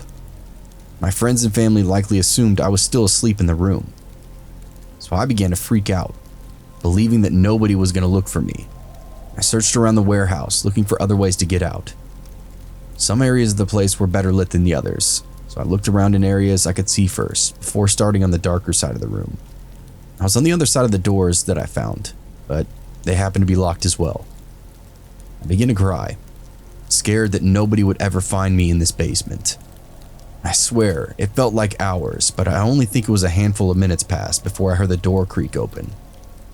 It wasn't the door from the stairwell, rather, it was the second door that I'd found. A slim middle-aged man in a lab coat came out from the doors. Now, if this was 21-year-old me seeing this man, I would be very confused as to why this guy was wearing a lab coat inside a hotel. I was only 12 or 13 at the time, so I immediately was relieved at the sight of an adult who looked smart. I approached him, tears in my eyes. He immediately looked surprised to see me, as one would expect. "What are you doing down here?" he yelled. "I got lost on my way down to the lobby. I've been locked in here.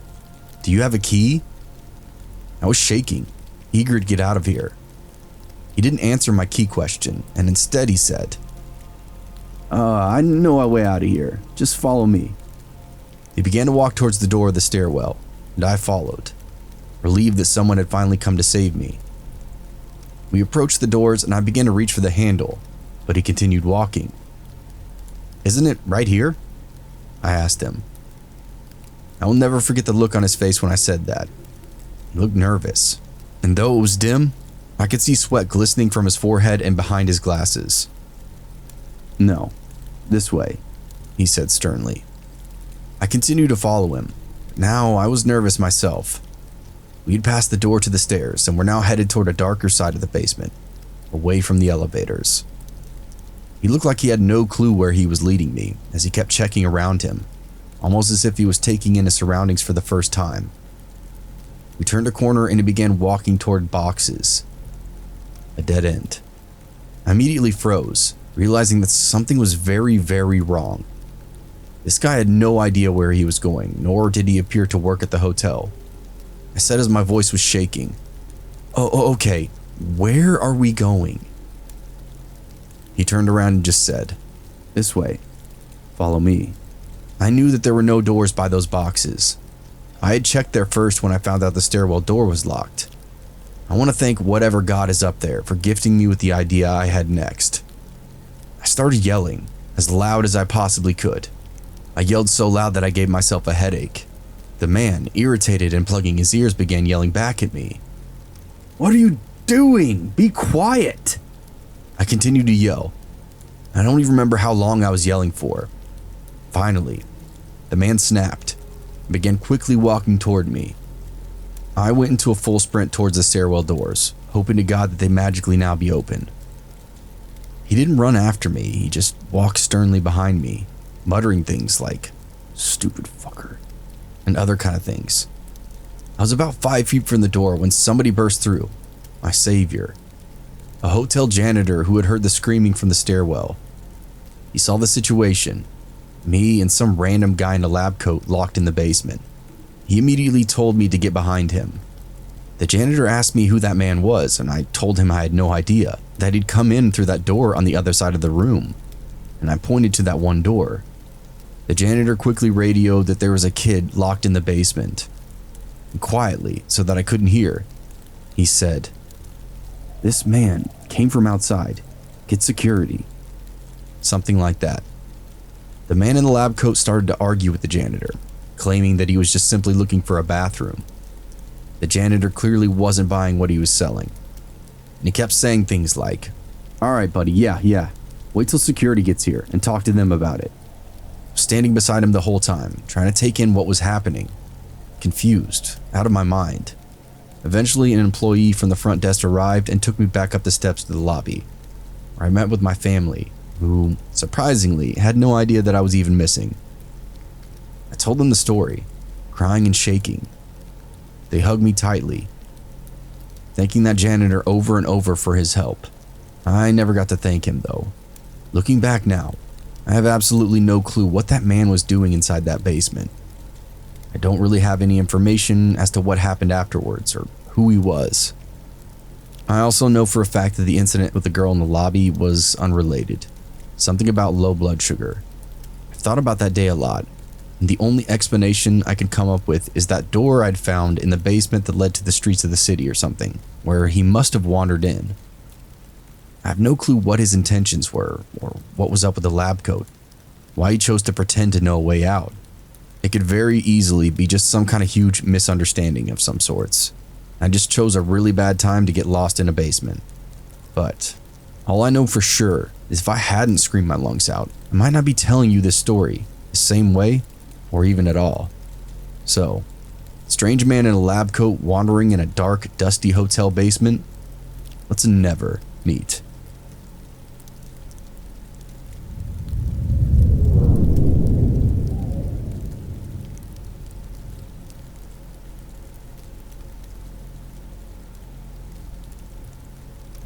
I'm a 30-year-old female, and I live in a relatively safe neighborhood, barring the occasional mugging attempts, one of which took place right outside my bedroom window with one of my neighbors, or the few times a random guy in his car follows me to my place, asking me for my number. Things around here are generally stable. I typically have a way of dealing with those assholes by taking advantage of a random empty lot on my street where cars can't drive, forcing them to go around the block. And by the time they manage to turn around the corner, I'll ran back into my house, no biggie. A few months ago, some genius in our street paid someone in the city to move the neighborhood garbage disposal to another place, whereas before it was right down the block, now it's a few minutes away. Now I have to walk a while before I can throw my garbage, in quite a busy area actually too, which I find embarrassing. So I started waiting until nightfall to do so. I know, stupid, with everything I've told you about before, but I got sloppy. Things started feeling safer in the last few months, so I felt comfortable leaving my home after sundown, at least until last Sunday. Like usual, I waited until it was dark to go.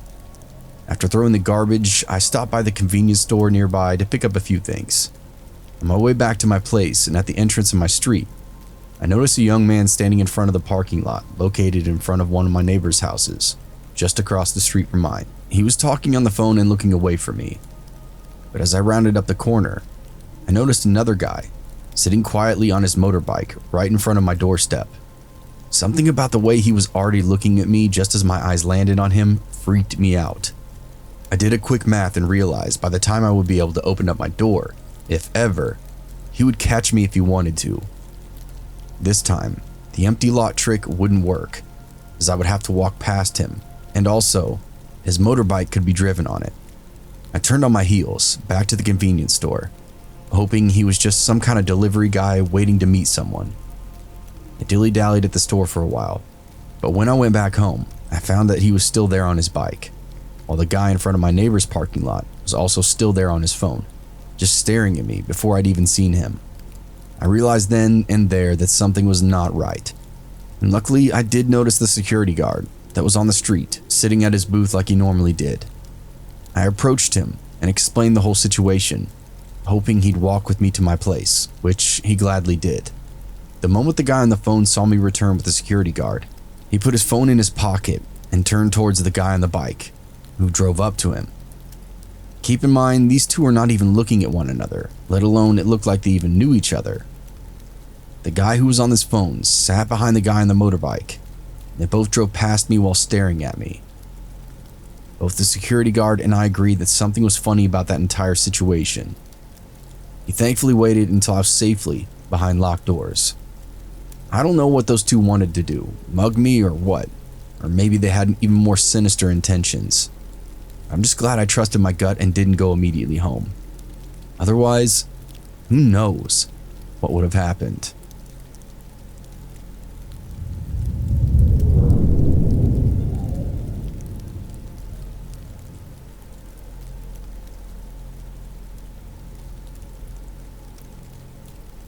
The story that I'm about to share occurred over the course of several years, and it only recently ended.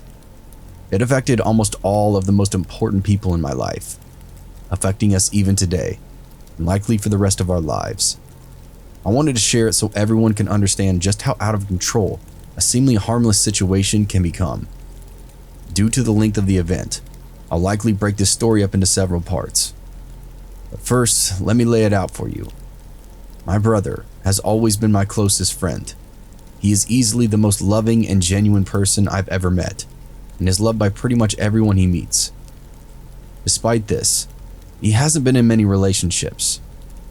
I think it's partly due to the fact that he's very all or nothing type of guy. When he falls deeply and blindly. Blessing and a curse, I guess. Anyway, the few girlfriends that he's had I've known quite well, despite being nearly 8 years younger than him. Most of them have been nice, normal, and pleasant girls, with the exception of a few. We've had high hopes, thinking that he'd settle in with a long-term, wonderful girl as he'd entered his adult life. But we had no idea that we'd spend 6 years sharing a hell with him, our family and our closest friends, all by the hands of one girl. For anonymity's sake, I'll call her Pam. When I met Pam, I was 11, my brother 19, and she was 17, graduating high school. I remember being surprised to have him introduce her right off the bat as his girlfriend, since neither my parents and I had heard anything about her, but she was kind, warm, and an honor student and beautiful. I admired her immediately. For the first year of their relationship, Pam never seemed off. She was always happy, always kind, and always had good stories to tell. She and I grew closer, seemed eager to bond with me. It was like having an older sister. We shared many of the same interests, and friendship came easy between she and I, as I was mature for my age and she was so inviting. But halfway through their second year of dating, I began to notice things about Pam, just small odd habits that she had.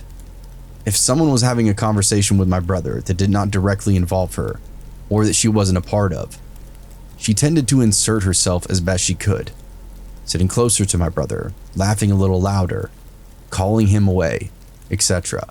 If any of our family or friends would ask my brother questions about college or future aspirations, she'd grow increasingly uncomfortable and sometimes made comments like, "I hope you have it all planned out, cause I'm going wherever you're going."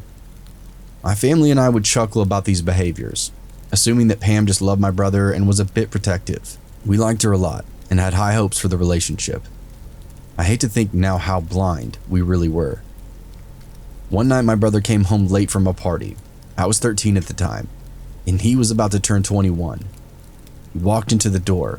Our parents were already asleep, but I was up in the living room. I could immediately tell that he was upset about something, and I asked him what was wrong. As he walked into the kitchen, I realized he had a large welt on his cheek, and I asked, "What happened to you?" He said, "I got into a fight. It's cool." This immediately raised suspicion, as my brother was far from the fighting type. "A fight over what?" I asked. "Pam," he said simply, and went into his room. The next morning he was driving me to my soccer game, and I pried again, asking about what had happened. He didn't answer at first, but then said, "Pam is kind of weird." I asked him how so, and he said, "I don't know, man. She just likes to start things." Pam was a pathological liar. Apparently she did it all the time. Looking back, the constant news stories of places she'd been and things she'd done didn't seem to be all too truthful. That night at the party, Pam had told my brother that another guy at the party had attempted to rape her. My brother, being the man he is, confronted him, and he said, "I've never even seen that girl before." A fight ensued over the accusation. On the ride home, Pam said that my brother must have misinterpreted her words and that nothing close to rape had occurred. The lying seemed to be a detrimental bump in the road. My brother broke things off. After several weeks, Pam contacted me, asking if I wanted to go shopping with her. Having a good relationship in the past with her, I agreed. My parents thought it was strange that a 20-year-old wanted to spend time with her ex-boyfriend's 14-year-old sister. They'd let me go anyway. The day started pleasantly. Pam caught me up on her life and asked how I was doing, how the family was doing, how my brother was doing. Nothing seemed strange until she began to bring up uncomfortable conversations. She explained to me that she had a sexually traumatic childhood. That's why she lied so much. But she also aggressively defended herself, saying, "Whatever your brother told you, it's a lie. He's the one telling lies. That's why I had to break up with him." She seemed to jerk around the conversation from normal to deeply personal and then strange. She explained in detail to me a lesbian experience that she had after ending her relationship with my brother, and then told me I should try it, when I became of age, of course. I became increasingly uncomfortable with that conversation. She noticed and immediately apologized, saying that she really liked being my friend and that she loved my brother. That's why she was acting so crazy. I told her I liked being her friend too, and that I understood her feelings. This was a mistake. This is when the phone calls began. It started with just one. She called me a week after we hung out at 10 p.m. She was sobbing and saying that she was so sad without my brother, that she needed to get him back. Then, they happened nightly, later and later each time. I'd be dead asleep at 2 a.m. and receive a sobbing, hysterical, and desperate phone call. I felt so much pity for her in those moments that I continued to answer. One call would be different than the other though. She wasn't hysterical now, she wasn't crying. I picked up the phone at 1:30 in the morning and heard a level voice. Monotone Pam. She said in one sentence, "Tell your brother I'm gonna slit my f***ing throat tonight." And then hung up. I felt numb. I've never experienced that before. No one I knew ever behaved that way. I texted her over and over and over again, asking if she was okay, telling her not to do anything. I panicked. I thought I'd done something wrong, and that since she told me, I would be responsible in some way. The next day, I told my brother what happened. He said he'd go to her house and check on her. A week later, Pam arrives at my house, arm in arm with my brother. They'd gotten back together, it seemed, as if nothing had even happened. She smiled at me and never once mentioned any of the phone calls that she'd made to me. The next month is when things really escalated. Came home from school to my entire family sitting in the living room. He told me to sit down, and I thought someone in our life had died. My mother told me, "Your brother let us know how you're feeling." I had no idea what they were talking about. Feeling? I asked. My brother looked at me with pity in his eyes. "Pam told me that she wasn't the one who called you. You called her, and you're the one who isn't feeling well." What the f? No, that's not what happened. She called me every single night for 2 weeks crying, saying she wanted you back. No, that's not what she said. She said that you called her with your problems and that she wasn't sure what to do. I was so angry. Her lies were continuing, and now my family was believing them, and enough to stage this whole intervention.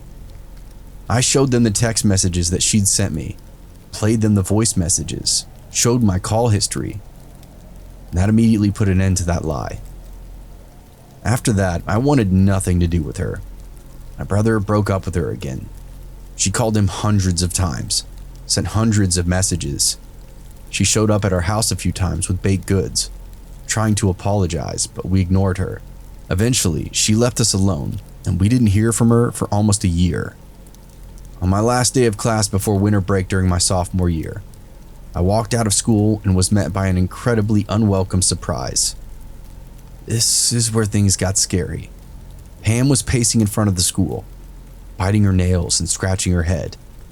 Her face looked sunken in. She had bags underneath her eyes. I almost didn't even recognize her. I began to cut across the front lawn with my friend Liz, just to avoid her. She saw me and walked as fast as she could in my direction. She reached out her arms for a hug, but I stopped. The first thing that she said to me was, "You're mad at me?" I asked her what she was doing here. She laughed quietly. "I wanted to apologize for whatever your brother told you. I'm sick, Oz." She used a nickname only my brother called me. "I know. Please do not talk to me anymore." I started to walk away, knowing my brother was parked waiting for me around the corner. Pam reached out, grabbed my shoulder as I did. I quickly pulled away and said, "I'm serious. Leave us alone. I think you need some help, Pam." She immediately started to cry, but I turned away and just left. My brother pulled into the front parking lot of the school and opened up his door for me. "Is that fucking Pam?" He just looked through his front mirror. "Yeah, I don't know what she's on, but she's crazy, man." That night around 1 a.m., there was a knock at our door. My dad went to it and looked through the peephole. He said, surprised. I think it's Pam." "Do not open it. She's on some kind of drug," my brother said. My mom wanted to call the police, but my brother and my dad said we should just wait and see if she goes away. A few moments later, she rapped on the door harder and harder, got more violent as it went on. We heard her wailing and yelling. "I hear you. Let me in. Let me in." As she cried, my brother said she's got a baseball bat or something, coming from his room where he looked out the window. I looked from the den window. It looked like something out of a horror movie. She was wearing this grubby, nasty dress, barefooted. Her hair had been cut to above her shoulders and was in a wild halfway bun, halfway out mess. She had wiped her makeup down her face like a ghoulish movie character. She looked even thinner than she did in daylight. She swung a metal baseball bat as she stumbled around our yard. "I'm calling the police. She must be drunk," my mother said. "No, it's fine. She's just giving a show. She'll leave." We didn't know people actually behaved like this. It was all eerily entertaining for just a moment. like watching a true crime show. But just as she'd been manically stumbling around, she stopped. She stood still, staring vacantly up toward the upstairs bedrooms, tilting her head to the side, up and down and licking her lips. What is she on, heroin or something? My dad asked. Ham began to shift back and forth between laughing, yelling, and crying. We all sat down as my brother tried to phone her mom's phone, try to get her to leave. We sat there and listened to the frightening animalistic sounds outside. But then they just stopped, looked out the windows. She was gone. We all sat in silence for just a moment, taking in that whole strange encounter. My father just chuckled and shook his head. My mother shook hers, pitying the girl for being so disturbed. But I was frightened. No one, except for maybe my brother, had seen how quickly her demeanor and her mental state would just unravel, from overprotective nature to small lies to pathological lies to full-blown manic outbreaks. But this was her worst. We didn't expect anything else to come of it, that she'd fade away from our lives, since now she knew we weren't giving in to her desperation. But in the next 2 years, we learned how wrong we really were. This is part 2 of an ordeal that I've experienced at the hands of an emotionally unstable person. In the first part of my experience, I discussed the beginning of my family and my own relationship with my brother's girlfriend at the time, Pam. I explained the small warning signs of insecurity and reoccurring lies progressed into much more manic, violent, and aggressive outbursts. Part 2 covers the first 4 years out of a 6-year ordeal. I was age 11 to 15 during the occurrences told in part 1. Part 2 begins at the beginning of my junior year of high school. After the wintertime incident at our house, Pam stopped coming around. She was still very present, however. Every member of my family endured daily text messages and phone calls. They ranged from apologetic and stable to incredibly distraught or outraged. She would curse and sometimes make threats. I remember wanting to sleep with the lights on for several months after that incident, afraid that she'd climb into the fence of our backyard, and I'd find her standing at my window with that same vacant, crazed look she had in our front yard. All 4 of us eventually decided that we have to have our phone numbers changed and block her from our devices and all social media accounts. She still had our home phone number. Pam left some of the most frightening and haunting messages I've ever heard. I can remember standing in the kitchen with my family, my brother playing the messages back for us, and one stood out. It showed us how unstable and potentially dangerous that she truly was. Parents had returned from an early morning indoor soccer game in February of 2015. My brother asked us to come into the kitchen because we had to hear the new kind of crazy that Pam had become. The first message was about 30 seconds long. It was received at 12:30 a.m. the night before.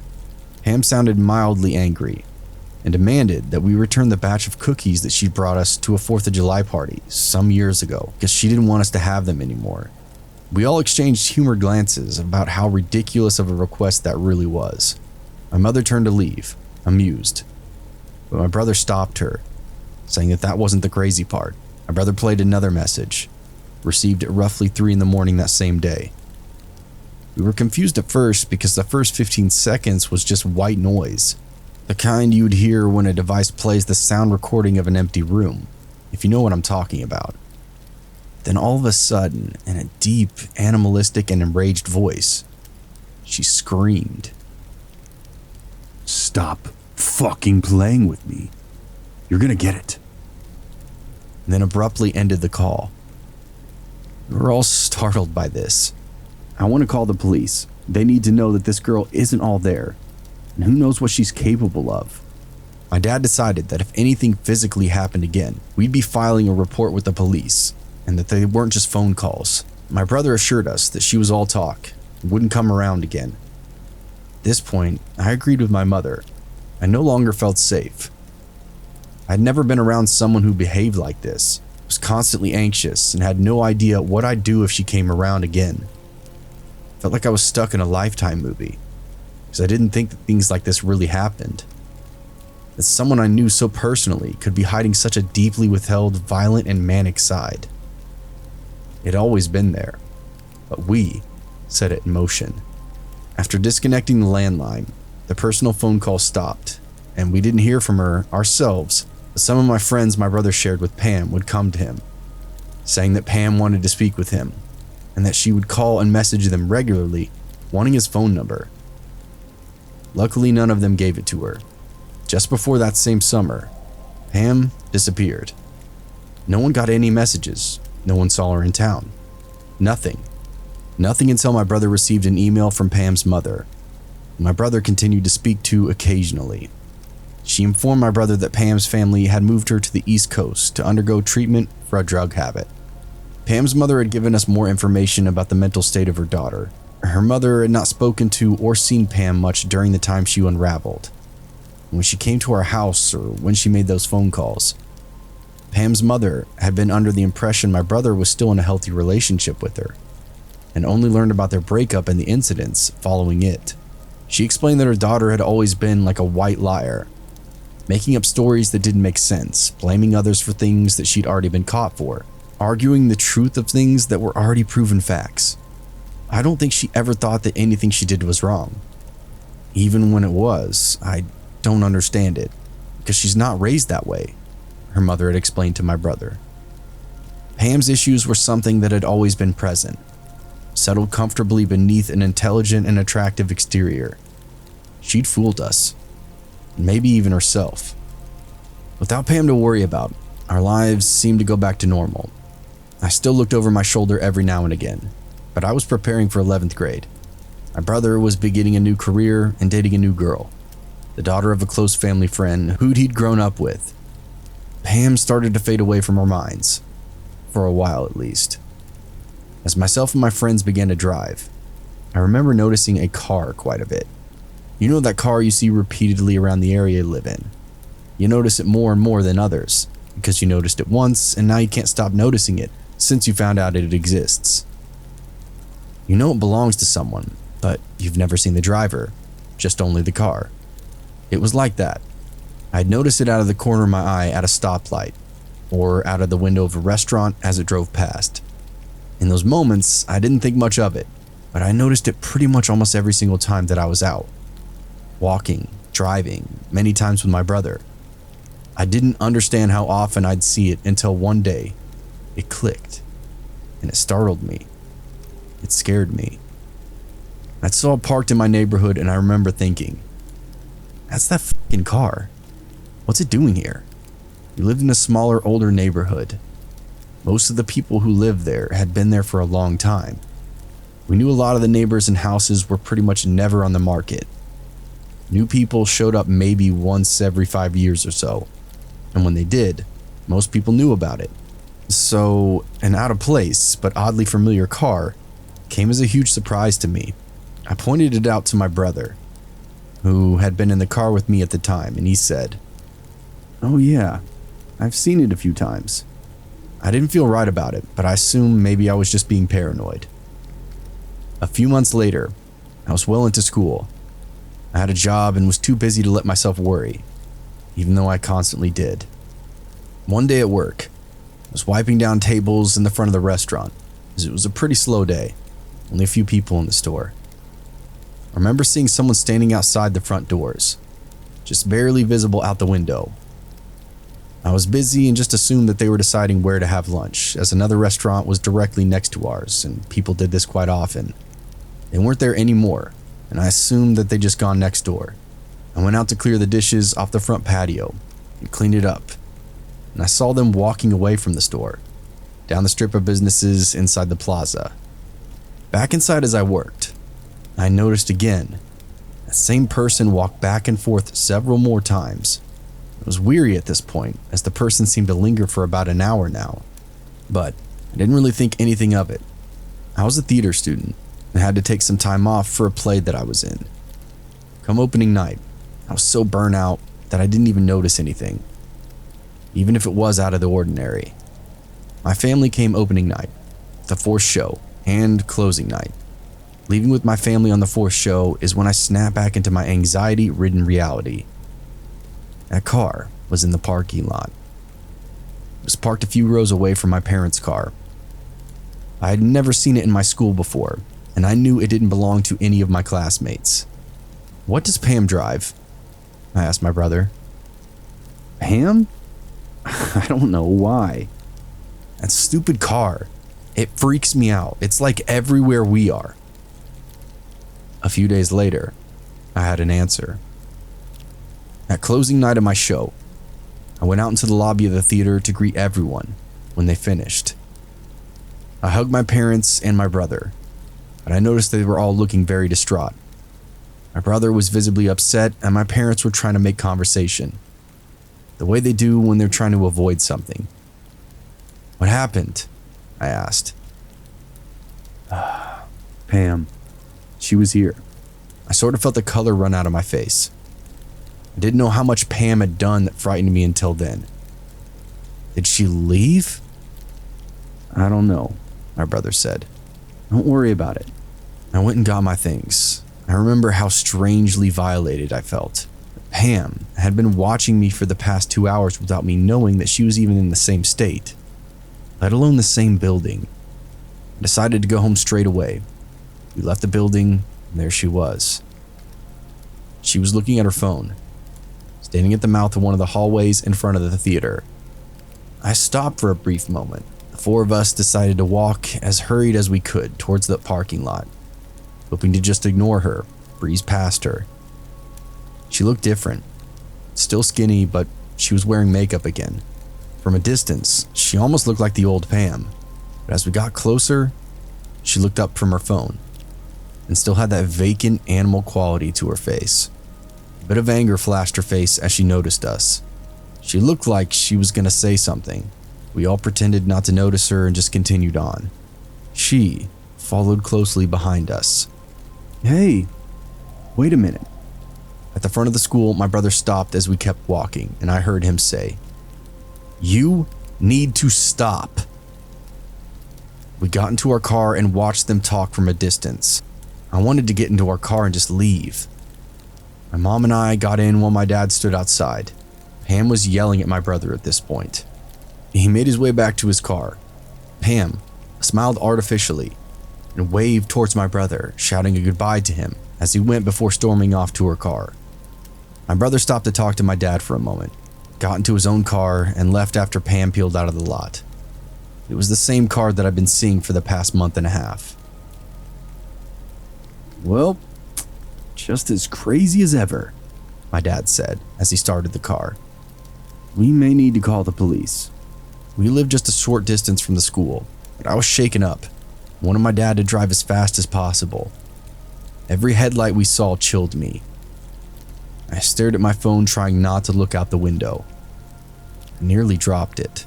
We reached a street in our neighborhood. The stop sign to the right of us was her car. "Dad, that's her." He drove straight, and she turned the same direction. "Dad, she's following us." I had never felt quite so panicked. Call the police, please, my dad said to my mother, his voice as level as ever. I stared out the back window, ducking low into my seat. My dad turned down another street, and she continued to follow. I'm gonna go in a circle to see if she follows us, okay? My dad said. I was crying at this point, as I came to a realization. For 4 more turns, my mom spoke to a 911 operator, unable to accurately name streets as they were not lit and it was pitch black outside. I laid across the back seat listening to my parents yell at each other, frustrated and I'm sure frightened. My dad cursed as she continued to follow us more closely. The car was flooded with light as she would turn on her brights, the grill of her car almost touching our bumper. My dad turned to mirror away to keep the light out of his eyes and sped up the car. Eventually the light was gone and I could no longer hear the drone of her engine behind us. She was gone. We got home 10 minutes later and turned on every light in our house. My dad checked every closet in our back and side yards, carrying his gun with him. For the past month, Pam had been stalking both my brother and I. Seeing that car had not been a coincidence. She knew what we both were doing. She came to my school functions on both nights my family was there, maybe even all 3 nights. She knew where I was. She'd followed me all over town. She'd been around our neighborhood and was now lurking around my new workplace. All of a sudden, those threats became real. Pam was no longer afraid of crossing boundaries, if she even ever had been. We were now in the middle of a full-blown nightmare. My family was no longer safe. She'd gone away to cure one disease, but returned, having fed and grown another. She was now our personal terrorist, with the power to single-handedly pull our everyday lives apart. She had already begun to do just that too.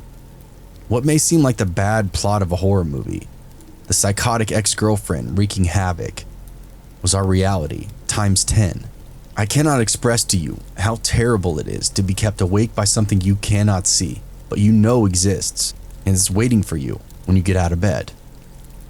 I never expected a human being could terrify me more than any horrible monster or even the boogeyman. Those things don't even exist. I'm sharing this whole ordeal to help others understand warning signs and to pressure those who see them to take action to protect themselves. Despite the terror of that night, this was only halfway year 5 of 6, and the things would continue to approach a boiling point. I will upload part 3 of Pam sometime in the next day or two. Thank you so much for taking the time to read my story. Now that I've written it, I see just how severe it really was. This will be my final posting of Pam's story. It will follow the final year and a half of my 6-year struggle with a mentally unstable individual. My family, though strong, is still recovering today. After we told my brother about what Pam had done the night before my show, he finally began to confide in me the details of his relationship with her. She had come to his high school as a sophomore during his senior year. She immediately caught the attention of my brother and his friends, as she was beautiful and expected to be reserved as a new student. However, my brother recalled his female friends saying that she was really aggressive in trying to make friends and liked to talk about how her family had moved here from an affluent community in Texas. It was so elite that it didn't have a name. Many of his friends also got strange vibes from her and pinned her as a weird, snobby girl almost immediately. My brother met her again a few years later when she came into where he was working at the time, and how he said that she'd seemed to mature vastly. He took her on only one date, and almost immediately she wanted to officiate their relationship. He thought it was a bit forward, but didn't hesitate because she seemed impressed with her elegant way of speaking, kind words, and pretty face. However, he noticed red flags only a few weeks into their relationship. Pam was very insecure, constantly asking my brother if he still had feelings for her, if he was angry with her, and if he thought she was attractive enough. Eventually, this insecurity took a different shape. Pam would send my brother unsolicited nude pictures of herself in the middle of the day, attached to messages, asking if he still liked the way her body looked. If my brother went a period of time in their conversations without calling her beautiful or telling her how nice she looked, Pam would point this out. If he protested in any way, she'd become emotional and claim he didn't love her anymore. This behavior mellowed until the end of the 2nd year of their relationship. This is when the narcissism became apparent. Pam would often talk lowly of my brother's previous girlfriends and female friends, boasting about how much more attractive she was than them. Pam refused to attend several of the events my brother asked her to go to, like my birthday or our aunt's funeral, because she wouldn't know anyone and would have no one to talk to. She also enjoyed referring to herself as a princess and wanted to constantly be doted upon. She often argued with my brother about him spending time with his friends, because she didn't understand why he would want to be around anyone but her. She was 100% convinced that she would one day be a celebrity and marrying my brother. Anytime my brother hinted at wanting to end the relationship, Pam would fly off the handle, becoming belligerent and promising to kill herself. My brother was trapped by the fear of her harming herself. He'd often think that she was simply bluffing or wouldn't actually do anything. But one day, he discovered several bottles of prescription pills in her home. He asked her about them, and she told him that they were antidepressants prescribed to her after the death of her brother. A brother who we later found out never existed. Eventually, Pam became so angry when my brother would want to spend time with his friends or family without her. He also told me that Pam fixated a lot of anger on me, and once she proceeded to refer to me as a slut and made comments and theories about how my mother must have had an affair, which I was the product of, because I was so ugly and my brother was not. So my brother decided it was time. It was time to end it no matter what. This information deeply troubled me, as all of her actions following that, like asking me to spend time with her, wanting to be my friend, showing up at school, and all those phone calls, were definitely ill-intended, and even more psychotic now that they've been at the time. But for the final year and a half of our ordeal with Pam, psychotic could not even begin to explain what she did to us. I slept little in the weeks following that car incident. My brother, who lived across town, visited and called more frequently. I suspected he felt just as uneasy as I did. The nights I did sleep, I would often sweat through nightmares of girls with axes or gowned women standing at the foot of my bed or at my window. One night in early December of 2015, it was a rainy and particularly windy night. I wanted to let the cold air in and thought the sound of the rain would help me sleep. So I cracked the window only enough to see where it could reach the second latch. I also placed a piece of wood my father had cut to help with security behind the window. I pulled my curtains in front of the window, leaving the cracked part of the window uncovered to allow the air to pass through the heavy blackout curtain. I remember waking from sleep, vaguely hearing a foreign noise against the roof of my window. My room was on the second floor of our house.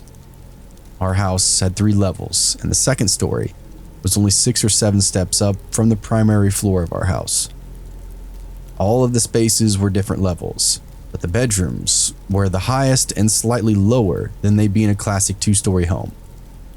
What I'm getting at is that my room was hard to get to from the outside, but not if you were aware of the parts of our home and the access points from other roof levels, over the living room and the garage. I shook the noise off. It was storming. I thought maybe some leaves or branches were moving it around. I turned over to face the wall opposite my window. Not even a second later, my room was illuminated by a surge of white light. I shot up in bed. I was momentarily paralyzed with horror. Every one of my limbs felt as if they were floating. I was trying to make sense of what had just happened. Then, again, myself and every item in my room became a black silhouette as another flash filled the space. I threw the blankets off me and ran as fast as I could down the hallway. I was screaming so loud I surprised even myself. I ran into my dad as he threw open his bedroom door.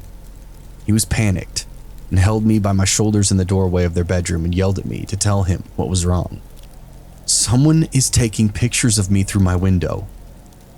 The roof and house was checked, and they of course found nothing and no one. My mother sat up with me, asking every basic question a parent would ask. Were you dreaming? Are you sure it wasn't lightning? There was no thunder, and I was sure that there had not been at the time that it happened. The flashes did not have that same hue as lightning did.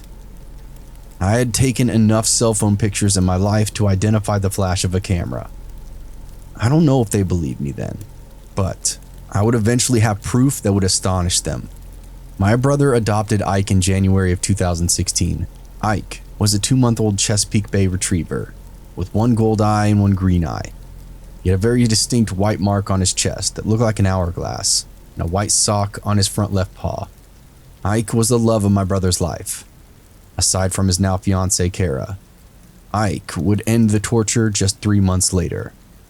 The holidays and my brother's engagement to Kara, who was amazing, beautiful, and whose family we had known our whole lives, had lifted my family's spirits immensely. My brother was starting his family, almost done with the police academy, and seemed untouchable by any memory of Pam. We felt optimistic for the first time in quite a long time. Pam hadn't been around, at least to our knowing, in several weeks. Everything was normal. Things were looking up. But again, that didn't last. A month or so after bringing him home, after letting him into the backyard for a few minutes by himself, Kara told us that Ike had escaped from the yard. She panicked and ran around the neighborhood looking for him. She got into her car and called me upset and drove around the block looking for him. She picked me up and I helped her look in the creek area behind where my brother's house was. We couldn't find him. However, when we arrived back at my brother's house, Ike was sitting on the front porch. We were relieved. She was unharmed, and it seemed as happy as ever, despite missing his collar. I helped Kara check the yard for ways he could have gotten out, and we both decided he must have shimmied through a small gap in the gate on the side yard. I couldn't help but being confused as to no grass or burrs was in his fur, but we thought nothing of it. A few weeks later, both my brother and Kara were going on a weekend trip with some friends, and I offered to take care of Ike. They dropped him off on the Friday before the 3-day weekend. Ike was happy and played with our older lab Dez. On the second night he was with us, I was out with some friends, and my dad had let both dogs into the yard around 8 p.m. He sat in his chair in the living room watching a show with my mom. They say that they remember hearing Dez barking because he yelled for him to be quiet, but they assumed the puppy was just riling him up. A few minutes later, Dez came to the door to be led inside. He ran in and barked at my dad. My dad was confused as our dog was not a regular barker. He called for Ike, but he didn't come. My dad went out and looked around in the bushes and still did not find him. He became concerned and hurried into the house to get a light. He checked the swimming pool, didn't see him. My mother joined in quickly and they both scoured the large yard, but could not find him. When I got home, they had just finished searching the front and side yards.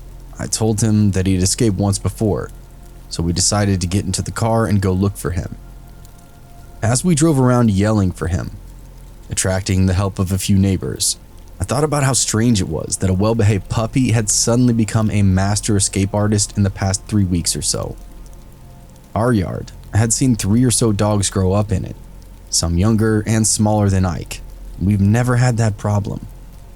The fences were high and well built.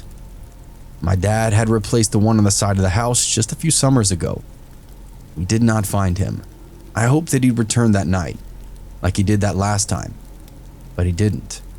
I informed my brother on Sunday, proceeded to look around all day in surrounding areas, the ponds, shelters, vet clinics, even looking on the side of the road. We found nothing. My brother was completely heartbroken. I helped him make flyers to post around in our neighborhood and his. A couple of weeks passed and we heard nothing. My dad was doing yard work in mid-February. He came in after a few hours and he set something on the kitchen table. "What's that?" I knit my brow as I saw it. It's Ike's collar. It was in the front yard. I almost hit it with the mower. "You'll have to take it to your brother." It was Ike's collar, his first collar. Not the one he'd been wearing the night when he went missing from our yard. It was his puppy collar, the one he'd lost the day he got out of the yard at my brother's house.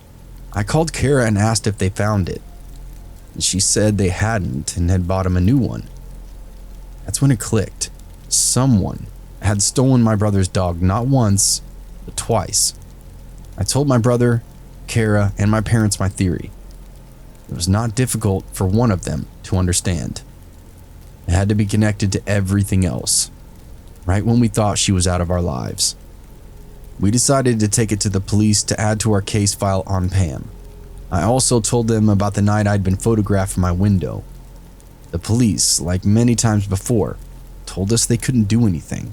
There's no proof she'd done any of this. Frustrated, defeated, and frightened once again. A few short weeks later in April of 2016, new developments would finally end it all. By complete godsend coincidence, Kara was with her mother in a small town 45 minutes away from ours.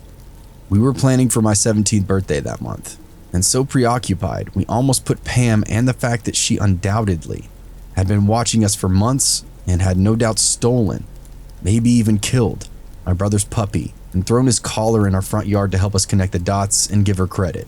However, while Kara window shopped in the center of town, she and her mother noticed a car parked on the street. A car with a puppy in it. It was a bit warm out, so they walked to the window and peeked in at the animal. Kara immediately recognized him by his eyes and the marking on his chest, and the obvious fact that he began crying as soon as she called his name and he saw her. She phoned the police, phoned my brother, and sat back on the trunk of the car. The police arrived and the owner of the car came to it. The girl was immediately upset by the presence of the police and Kara's angry accusations. The girl was not Pam, and she became rather helpful. The girl said that she'd purchased the dog only a few days ago from an ad online. She told the police that the girl she purchased her from was super shady and all too eager to get rid of the dog, who was now super skinny and sold at a very cheap price. The girl who had sold the dog to her claimed that she didn't want the stupid dog. It was a present from her boyfriend, but it was the wrong kind. Pam had always liked small dogs. She told the police that she'd met the girl to purchase the dog at an apartment complex a few minutes from where they were, but that she wasn't sure which apartment the girl actually lived in. The police, after Kara had informed them of the situation, used Pam's name to find out that she did indeed live in the apartment complex with 2 roommates.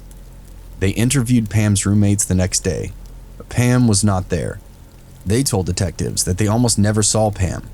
Her room was always locked and she was almost always gone.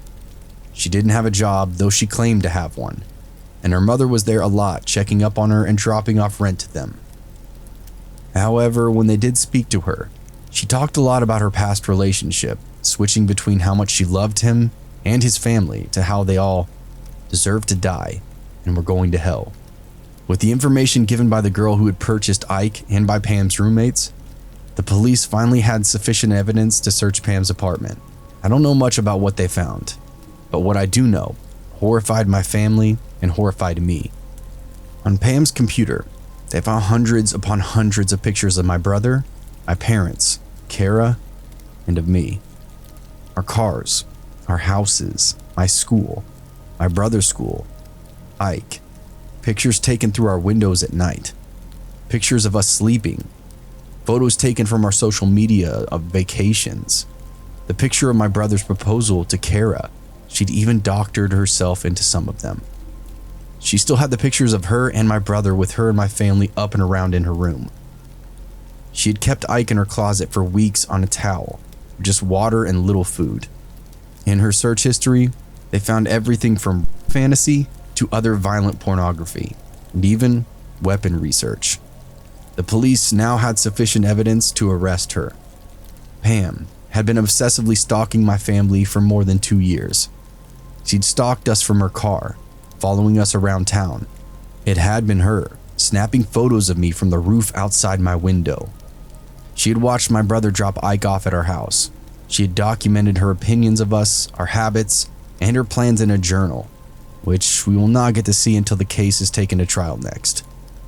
My brother, myself, and my father, the girl we found Ike with, Pam's roommates, several of my brother's friends, and Pam's mother will all testify against her.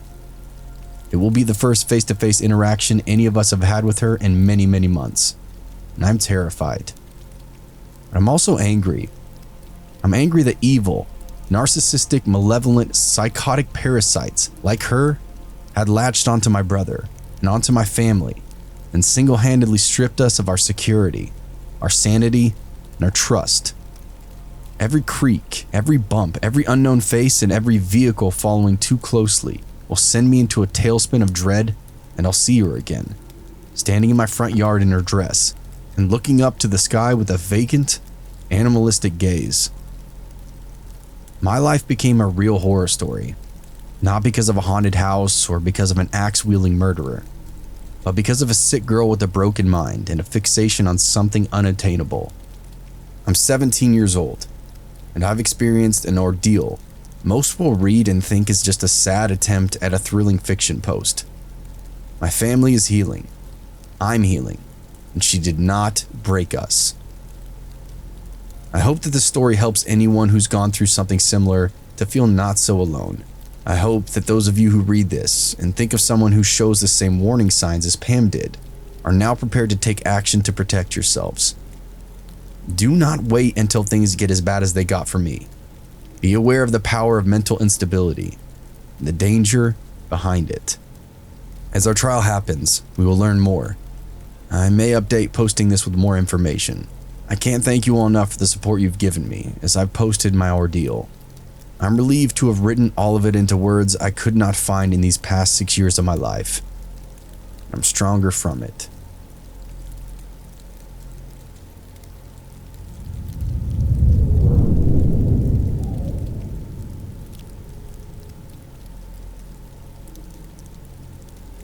A few years ago, I was working at a pizza chain in my hometown as a driver. I was 27, but made damn good money delivering. I'd worked at a few other places, both local and chain, in the years before, and still work as a dasher on occasion even after this happened. Now I choose to deliver in much safer areas for this reason. Got luckier than I could ever imagine. One night I was working and I had a double, 2 deliveries to take.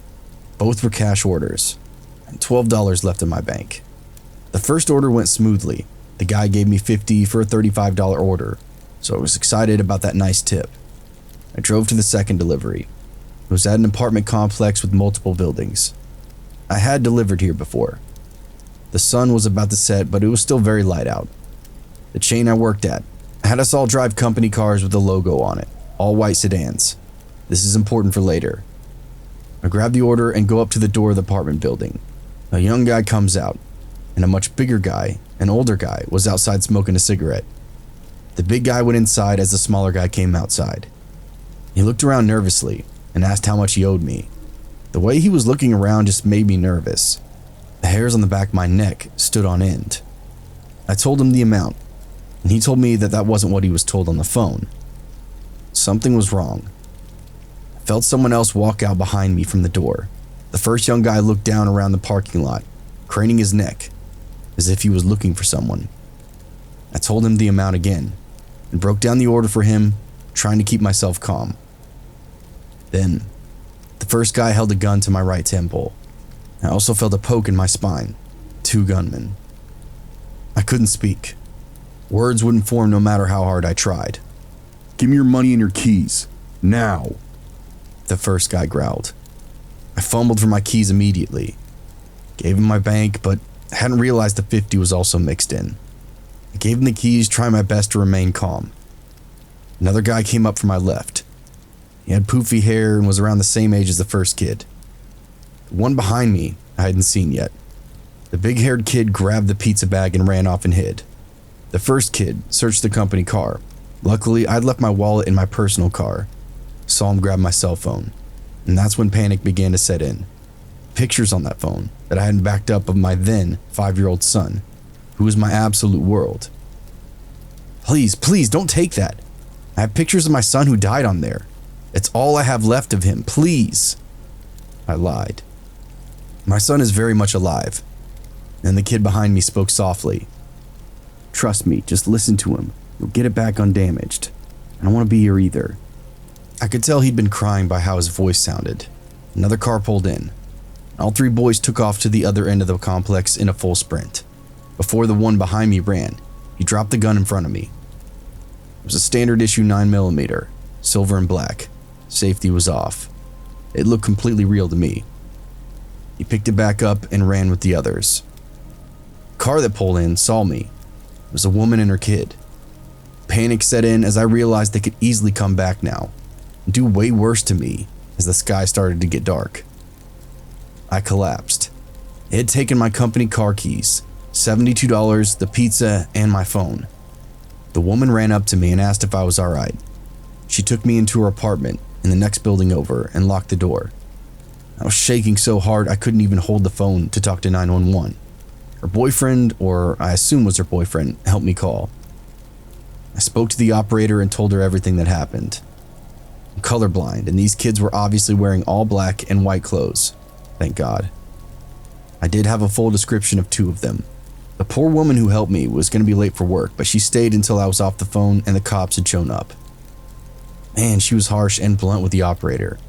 But I'll never forget this woman's utter kindness to help me. And her boyfriend's. The cops show up and contacted my store and my manager. They brought out the spare keys for me to drive the car back to the store. After dealing with the cops, I drove back. I was greeted by crying and beyond worried coworkers. All of them were terrified that I was hurt. It did mean a lot to me how much they care, but I told them I was fine. I filed the proper paperwork. The 72 was written off as a loss to the store. Thank God, because I'd worked other stores that make you pay back the money out of pocket if you get robbed. to prevent drivers from stealing. I was then told by the owner to take the rest of the night off and take care of myself. He gave me a hug. He was to this day one of the best bosses that I've ever had. What I didn't know was I was in for a very long night. I called my best friend before I left the store and asked where he was. We usually would meet up for a drink after work. He said he was around the corner at a bar, so I met up with him. His dad was a District 4 cop in my city at the time, the same district that this happened in.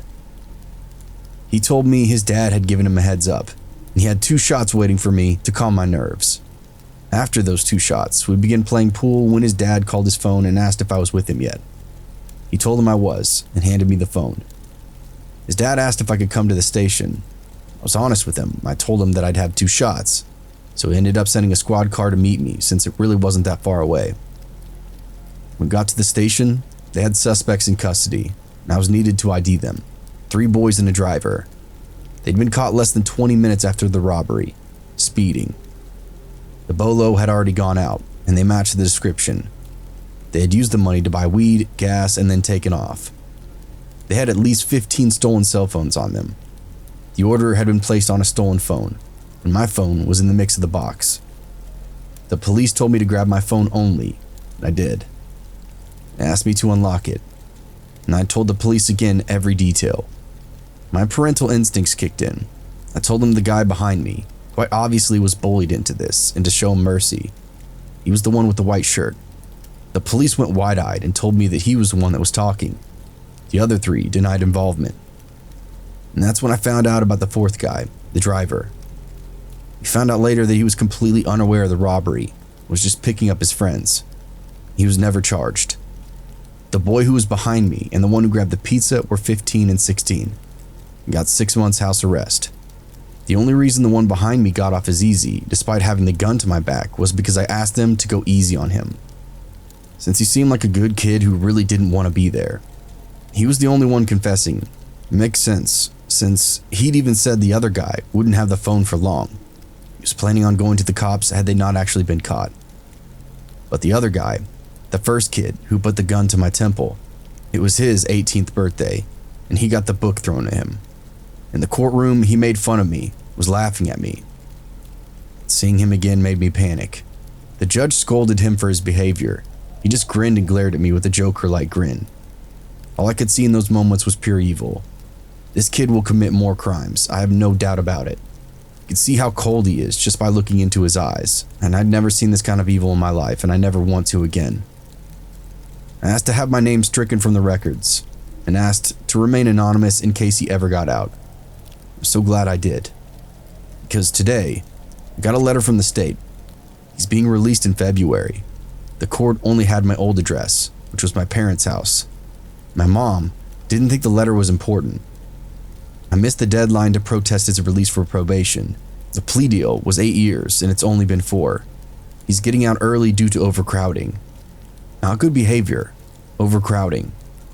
And that's this coming February. I'm ready if he finds me.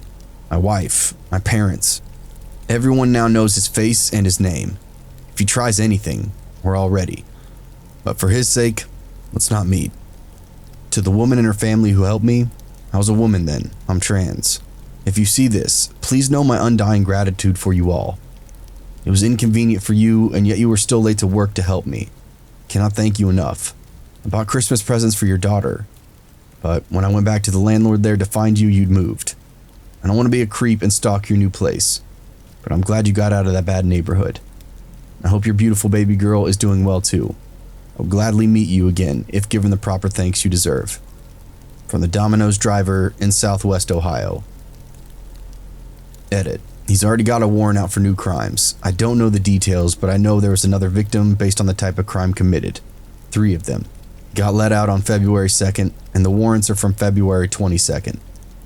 I've been watching his Facebook since everything was public, just making sure he was staying away from my family. I hadn't checked it since mid-February, so I just checked it now. I noticed he stopped posting. Originally, he was always posting, including asking for smoke and when he was going to be on Facebook.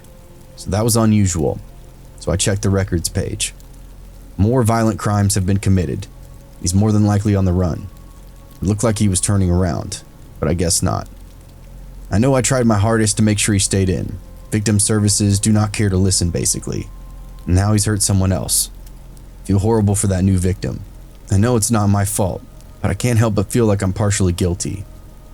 I'll keep updating this as it develops. As of now, he's on the run. March 22, 2023. He's back in prison as of March 8 for 5 charges.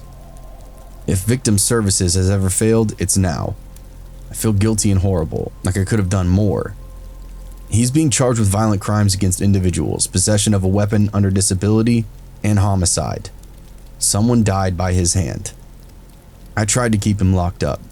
I know this isn't my fault, yet I cannot stop the guilt. I hope this won't happen to anybody else by his hand.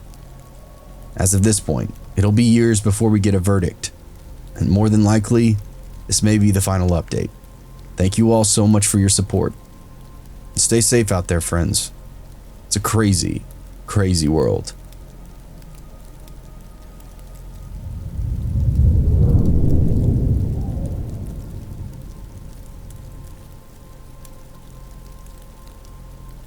This is going to take a while to explain everything, so just stay with me. It all comes round. My very first car was a dark green 2000 Volkswagen Jetta. It was the most basic of basics when it came to cars. No options whatsoever except for an automatic transmission. It was $300, slow, dumpy, and no right headlight. It drove straight with the steering wheel practically sideways. It would let out a cloud of white smoke when it started. Every stereotype of a poor high schooler's car you can think of. My car was no exception. Despite it being a piece of German crap, I loved that car, and I drove it every chance I had. Don't think a day went by that I didn't drive it. I named it Thunder Bunny. She was my baby, my beautiful green baby. But Volkswagens from that generation, Jettas especially, I'm not exactly sure what causes it, but essentially, the transmission gradually gets worse and worse until the car will not shift into third gear. And there's not a thing you can do from there. So a couple of weeks after Halloween 2019, I was going about 30 miles per hour when the engine just suddenly roared, and the car wouldn't speed up. I feared the worst, and my fears were justified. My dad, a mechanic, didn't even have hope for my baby. Much to my dismay, we started looking for a new car. It only took a month for us to find her, a dark green 1999 Volkswagen Jetta, exactly like my old car. She was faster, she had heated leather seats, automatic windows, auto sunroof, everything. All except for an automatic transmission. I knew how to drive manual, so it was perfect. I had my new baby, from crackhead neighbor girl to Scarlett Johansson, at least in my eyes. I loved that car even harder. I named it Little Boy and was happy. I started working as a pizza delivery driver in a smaller, growing town in Michigan. It was good money, but every once in a while I delivered to an incredibly sketchy place and have had a few shotguns pulled on me. One night, about 2 months ago, I was delivering on a Friday. Usually Fridays are very busy, but for some reason this day was a little slow. So when a delivery came in at 8:30, half an hour before we closed, I jumped on it. I realized it was 7.1 miles away, so all of the closing jobs would be done by the time I got back. And I'd probably be able to leave immediately. It was way out of town in a woods-surrounded neighborhood, but again, no work when I get back to the store. Seems like a good deal to me. So I climbed into my car and went to drive 7.1 miles away. As I pulled up to the house, I began to get a bad feeling. The house was in a small trailer park type neighborhood next to a lake. No lights inside. Nothing inside. There's a single car in the driveway and an open window on the side of the house. I pull in behind the car in the driveway and just sat there for a moment. Something felt off. The house being completely dark. By the house being completely dark, and I mean dark, there wasn't even as much as a nightlight that I could see. Usually when I deliver to a dark house, there's at least a light on the upstairs or something that would signal that someone is awake and waiting for their pizza. The house seemed dead. Nevertheless, I put the car in gear, turned off the engine, grabbed the small, cheapest pizza we had, and got out. Without my headlights on, there was nothing. I could barely see the house itself, and the only light was coming from the dim moon. I walked onto the porch and past the big open window to the front door. As I reached the front door, I saw it. The door was slightly cracked open, just enough for me to see inside that void of a house. Thinking of every single horror movie that I'd ever seen, I said aloud, "Fuck that," and hurried back to my car. I'm a tall, well-built looking guy, despite my wide shoulders and baggy hoodie. A frail thing. Could hardly fight off a small dog. I got into my car and turned on the engine. My headlights illuminated the house, and almost simultaneously, the living room light behind the big open window lit up, and a single guy looked out and walked to the front door. I cussed to myself and weighed my options. If I went up to that door, I could die. If I noped out of there, I would be 110% fired. That meant no new car parts, no gas money, no cute dates with my girl. I'd be sitting at home doing virtual schoolwork. It was a stupid choice, I know, but I grabbed the pizza and opened up my door. Making a choice that I'm damn glad that I still made, I took the car out of gear and climbed out. Mostly so my engine would still be running, so that if I needed, I could run back and immediately take off. I walked up to the door, where the man had opened it the rest of the way. As I got closer, got a good look at him. I'm not one to judge a person based on their physical appearance, but this guy's head was cleanly shaven and was covered in tattoos. He was wearing a pair of gray jeans and a white tank top. He had a scowl on his face and was completely just staring me dead in the eyes. I looked past him for a moment into that house, which was completely empty. As I got close enough that I started opening up the pizza bag, he started to reach around his waist and I stopped. He was staring at me with the most evil grin that I'd ever seen. I knew in that moment I was about to die. I'd always heard your life seems to flash before your eyes. I thought about my girl. She wouldn't know what had happened. My work would stop delivering upon my disappearance, assuming that my body would never be found. My dad would regret telling me that he was happy for me landing this job. And that's when I heard it. A distinct sound of gravel under tires. My only pathetically small chance of escape was rolling away. And I didn't even look back at the car to know that. I heard the sound of the car rolling, and it was getting closer. The guy's eyes went from the driveway to behind me. I finally looked over my shoulder. My car had rolled backwards. It had come to a smooth stop near the mailbox of the house. I looked back at the guy, who had a nervous look. He looked back at me and scowled again, and took his hand from around his waist. He reached into his front pocket and took out $12 and handed it to me. I quickly gave him the pizza and watched him slam the door shut. I ran back to my car and practically tore the door off, trying to get in. I looked back at the house and the man was standing at the front window, staring out at me. You better believe I nearly spun the tires on my way out of there. I kept glancing at my mirrors until I started driving under streetlights again. It was easily the scariest moment I've ever experienced. As soon as I got back to the store, I told my boss about it and she called the police. We never heard anything about it, and I assumed they went to the house and only found a small cheese pizza. I started carrying a knife on me at all times. My boss is considering getting trackers for our pizza bags. Only recently that I realized this is sort of a butterfly effect. I thought it was the worst thing ever that my transmission went out, and I cursed Volkswagen for designing such a terrible automatic transmission. But if it was still working, then I still would have my old car when this happened. I would have put the car in park and would have sat there while whatever was going to happen to me happened. Still to this day, I have zero doubts in my mind that that man was planning on murdering me. So, shitty German engineering saved me from getting murdered that night.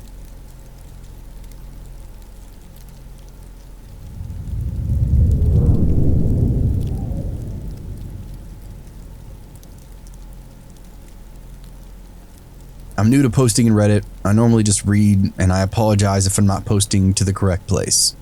This event happened 7 years ago when I was still living in a small town in Illinois. My youngest was a few weeks old, so I was frequently up to feed him. So I slept downstairs with him, while my husband and older 2 children slept upstairs. I was woken up to someone knocking on the door. I was half asleep, and my only thought was getting to the door before it woke everyone else up. I was so sleep deprived, and I wasn't thinking straight. Otherwise, I wouldn't have answered the door so late at night. As I got to the door, my baby started to wake up, so I brought him with me. I opened up the door, There's a man standing there. I said, "How can I help you?" He just stood there for a moment and didn't say anything. At this point, I'm starting to wake up and become more observant. I remember feeling like he seemed nervous, which made me anxious. All he said was, "I'm sorry, I thought you ordered a pizza." Then he grabbed a box off the table on the porch and walked away. I don't remember what I even said to him. I just closed the door and stood there feeling a bit strange, thinking how weird it was. I just told myself maybe he had the wrong house. So I'm walking back to the living room. I saw a clock and my stomach dropped. It was a little after 2 a.m. There's no places around that deliver that late. I went back to look outside, but I didn't see anyone, and there were no cars on the street. I made sure all the doors were locked, and I just remember sitting there, a little shaken, thinking how off I felt about this situation. Normally a pizza guy says hi, tells how much you owe. All he said was, "I'm sorry, I thought you ordered one." The box was not with him. I didn't see it until he grabbed it off the table as he exited my porch. The table was a few feet away from the door. If he was holding it, I probably wouldn't have asked him how I could help him. I would have said something like, "You're at the wrong house." I don't remember him wearing anything associated with the pizza place, or even a name tag. The only place that was nearby was a Pizza Hut. So I guess it's possible that he maybe had a jacket on, but I don't really remember. Nothing was open that late though, I'm sure about that. The nervous vibe I got off of him told me something was off. What was he doing? And if he had bad intentions, I think he either saw that I had dogs or maybe the baby changed his mind. Whenever I think about it, I still get chills. I feel very lucky and fortunate that nothing happened to us that night.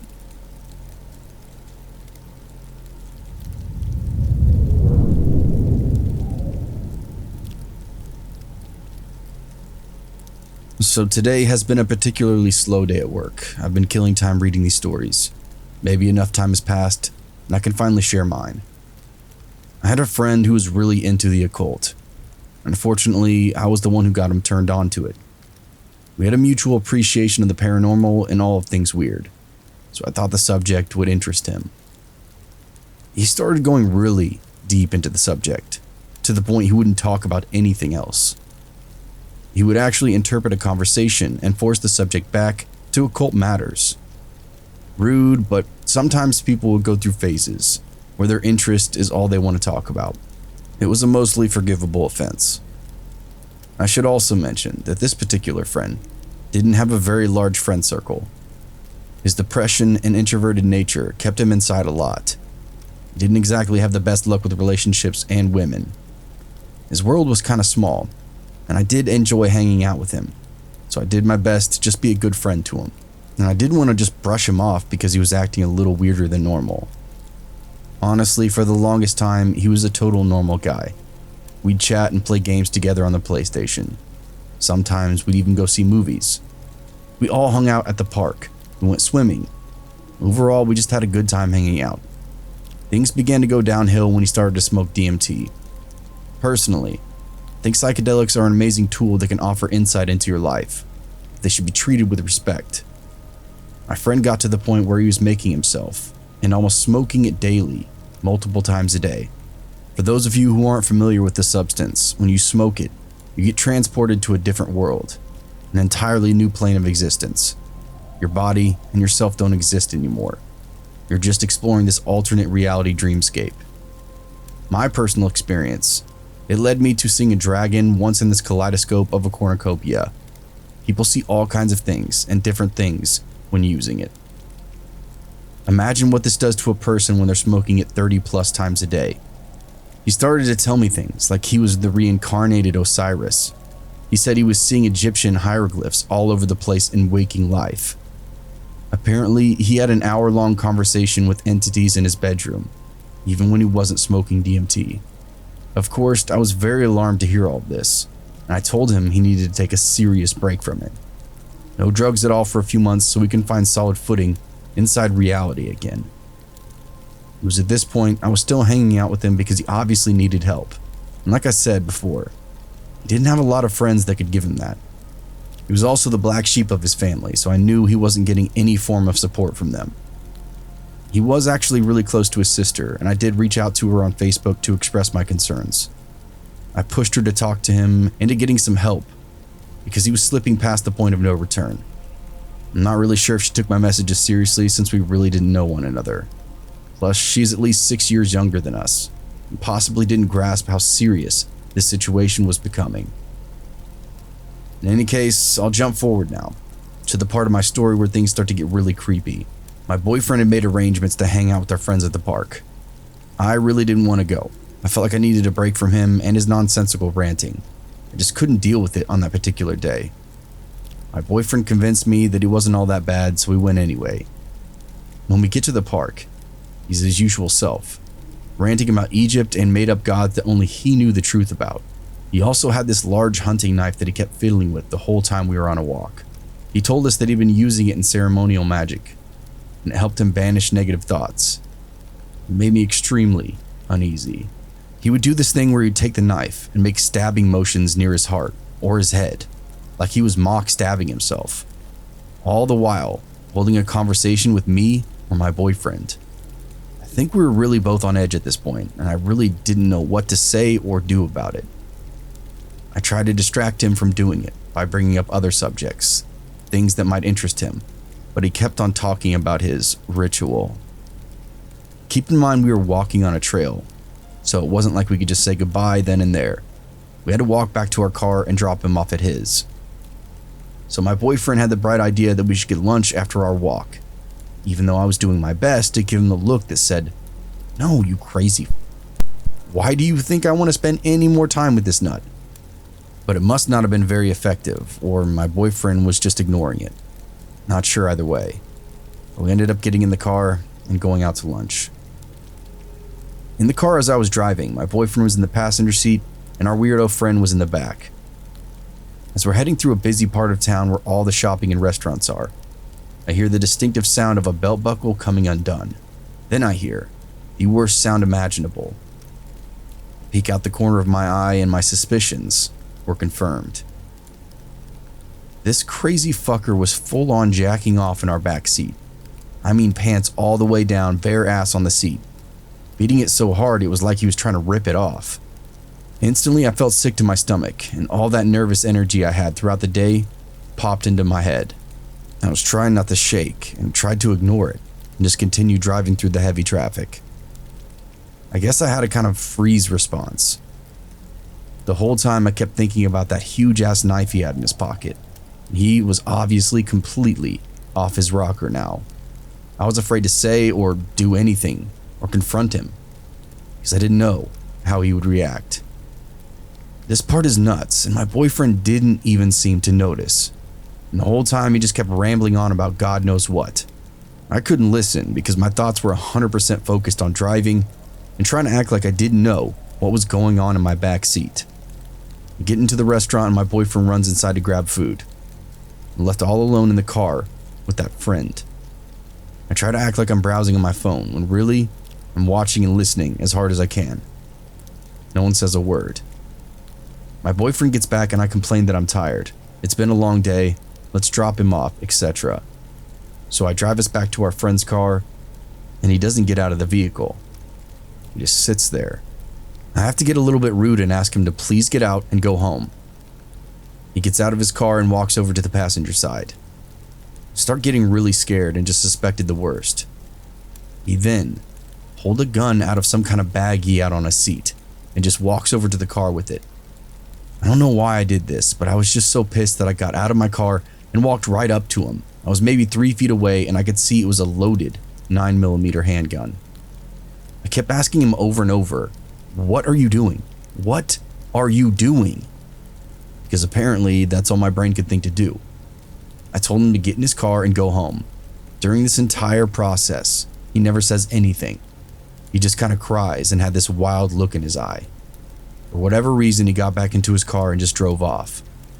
I told my boyfriend obviously we are never hanging out with him again, and that I didn't even want him to talk to him anymore. No contact, nothing. A few months pass, and he occasionally would message me through PlayStation or text my phone.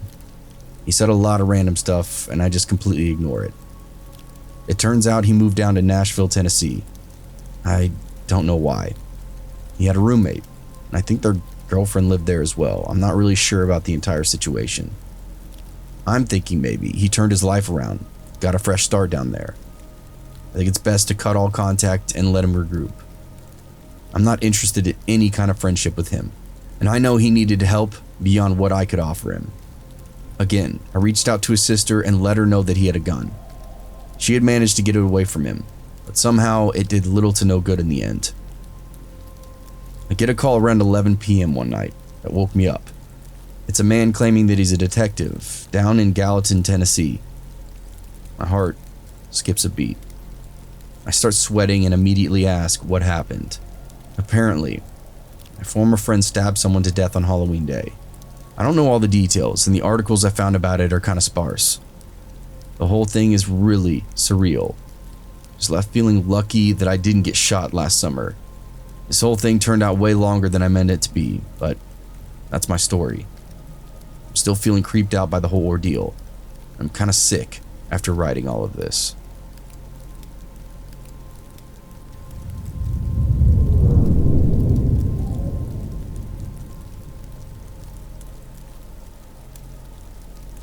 This is a long story, but it was so bizarre I feel like it's worth telling. I wanted to post it because this person recently tried to friend my now husband on Facebook. It brought back crazy memories, and I need to vent about it. I got married right at 18. I was a pretty book-smart kid, but lacked street smarts. And by the time I turned 20, my now ex-husband and I had moved onto a rental property in a pretty nice suburb area. In the basement of the house, there was a big mother-in-law suite, where a good male friend of ours lived as well. I was about halfway through nursing school at this time. This particular semester of nursing school, I had a very early clinical rotation once a week. I was 21 at the time. I'm not a morning person, so in order to maximize the amount of time I spent asleep, I started loading all my stuff into my car the night before. My bags, my books, and even my purse. One particular night before clinicals, I asked my ex-husband Bobby to get a book for my car. He goes out and does, but forgets to lock the door. The next morning when I get to my car, I note that my purse is now gone. So I end up filing a police report.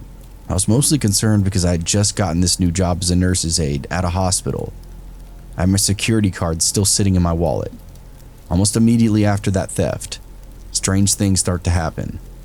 We start getting ding-dong ditches at all hours of the day and night. Someone vandalized mine, Nick's, and Bob's cars with strange graffiti. Our house would be egged. Nick's tires got slashed. First, we chalked it up to neighborhood pranksters. But when we started having damages that cost me some decent money, called the police. Not to mention one day when Bob was mowing the lawn, he noticed piles of cigarette butts outside the bedroom window. The police came out and pretty much did nothing but take a report, and told us to probably invest in car alarms and some brighter floodlights for the driveway. A few weeks after this, at 2:30 in the morning, I get a call on my cell. It was the police in a neighboring town. They had picked up someone who had my ID on him, someone named Craig. When they asked why he had someone else's ID on him, he claimed that I was his girlfriend. The cop called me because his name had popped up that I'd file a police report for theft. I assured the police that I'd never heard of him before, and was also told that I could pick up my ID at the police station within the next few days. Things really started to escalate at that point, but I still didn't make the connection that perhaps these incidents were related. I began to get strange messages on MySpace. This was 2009, as well as on Facebook, clearly from fake accounts with long-winded messages that made absolutely no sense. This person started messaging friends of mine as well. I deleted MySpace and blocked the person on Facebook, but new accounts kept getting created more and more. Somehow this person got my email address, started sending me emails as well. I had no idea who this person can be. They seemed to know details about me that indicated that this was either someone I knew or knew someone that I knew. Messages weren't overtly threatening, but creepy enough to where I started becoming very uncomfortable. One night, my friend Lauren and I were sitting on the couch watching TV. Lauren's husband and a few other friends had gone out for the night. We were sitting around chilling when we hear something that sounds like someone shaking the garage door. I go out and check it. Nothing seems out of the ordinary. We've had occasional issues with raccoons, so I just chalked it up to that. But the noise keeps continuing. Lauren and I are getting freaked out at this point. Now understand the layout of the house. It was a modern style ranch house with no upstairs. The garage sounds moved now to the kitchen window. A distinct sound of someone scratching or knocking hard. We immediately call our husbands, who don't answer. And at this point, we debate calling the police. What if it is an animal or just tree branches? You don't want to seem stupid. As we debate this, I see Lauren's face go sheet white and look past me. I spin around and I can see the handle to our front door wiggling. We were seated near the kitchen, so we jump up. Lauren grabs a knife from the butcher block on the counter and I grab a small hammer from the trunk drawer. We book it to the back of the house where the bedrooms are, cell phone in hand, and lock the door behind us, and immediately call the police. The dispatcher tells us to stay on the line, move furniture in front of the door if possible. Police are on their way. We shove a dresser in front of the door, continuing with our knife and hammer in hands. And we agreed if he was going to come in, he might be bigger or stronger than us, but we're not going down without a fight. The cops finally show up, banging on the front door, shouting police. You can see the red and blue lights through the window. We leave the room and let the cops inside. They find no signs of anyone present or evidence of any attempted break-in. They take another report, and in the meanwhile, our husbands finally call us back, and they come home when the cops leave. Fast forward a few months later, a very close friend of ours, Sean, was renovating his apartment and needed a place to crash along with his girlfriend. Bob and I decide that he could stay in the third bedroom inside our house. The first night that Sean stayed with us, we're awakened at 2 a.m. by Sean screaming at someone.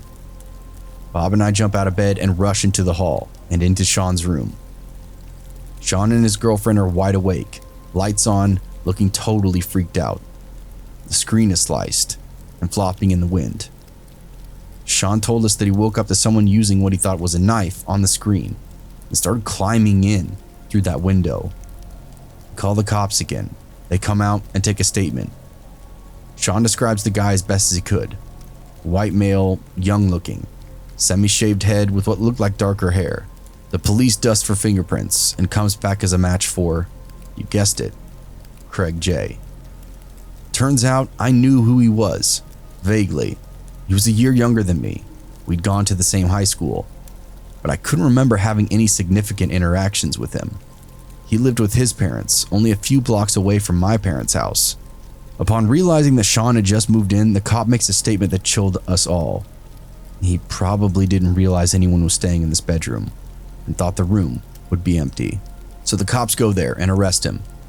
And he suddenly has quite the story for him. Him and I are secret lovers, and I was ignoring him. We had a relationship. He also had, quote unquote, been allowed into my home many times. I'm floored.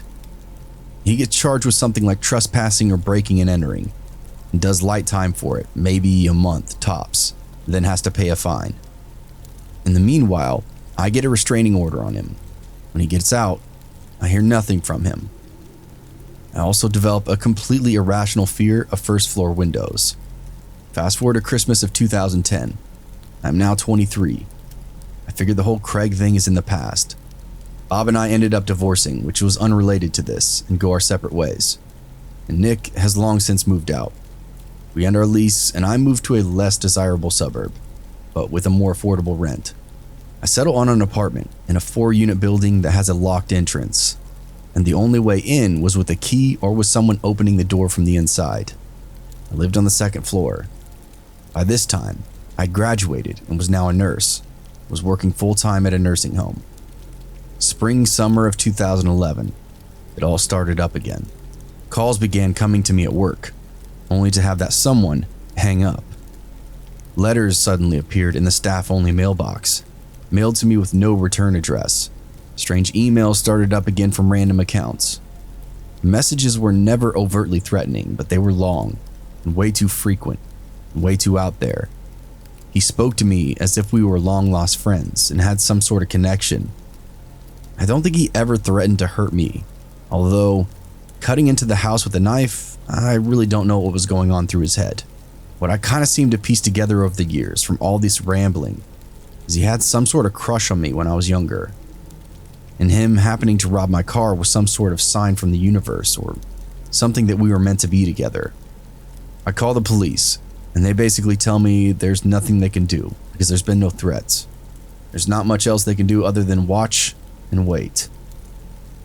This continues on for a while, and finally, one night I wake up at 2 a.m. to the doorbell ringing. I'm instantly in a panic. I look out the window. There, illuminated in the floodlight, is Craig.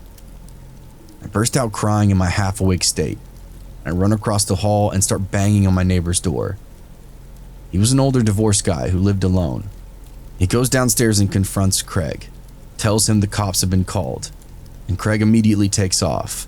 I file a report, and they claim they will talk to him, but this only makes things get worse. Friends I have on Facebook are now starting to get random messages from him, asking about me, telling them that he has an important information for me. Other times, he alternates saying that I owe him money and I have debt I need to pay off. My friends block him as he goes along.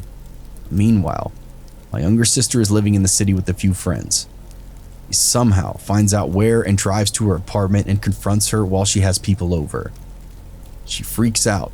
They kick him out and she calls the police, who basically do the same thing again. He didn't commit a crime, but offered to tell her to get a restraining order.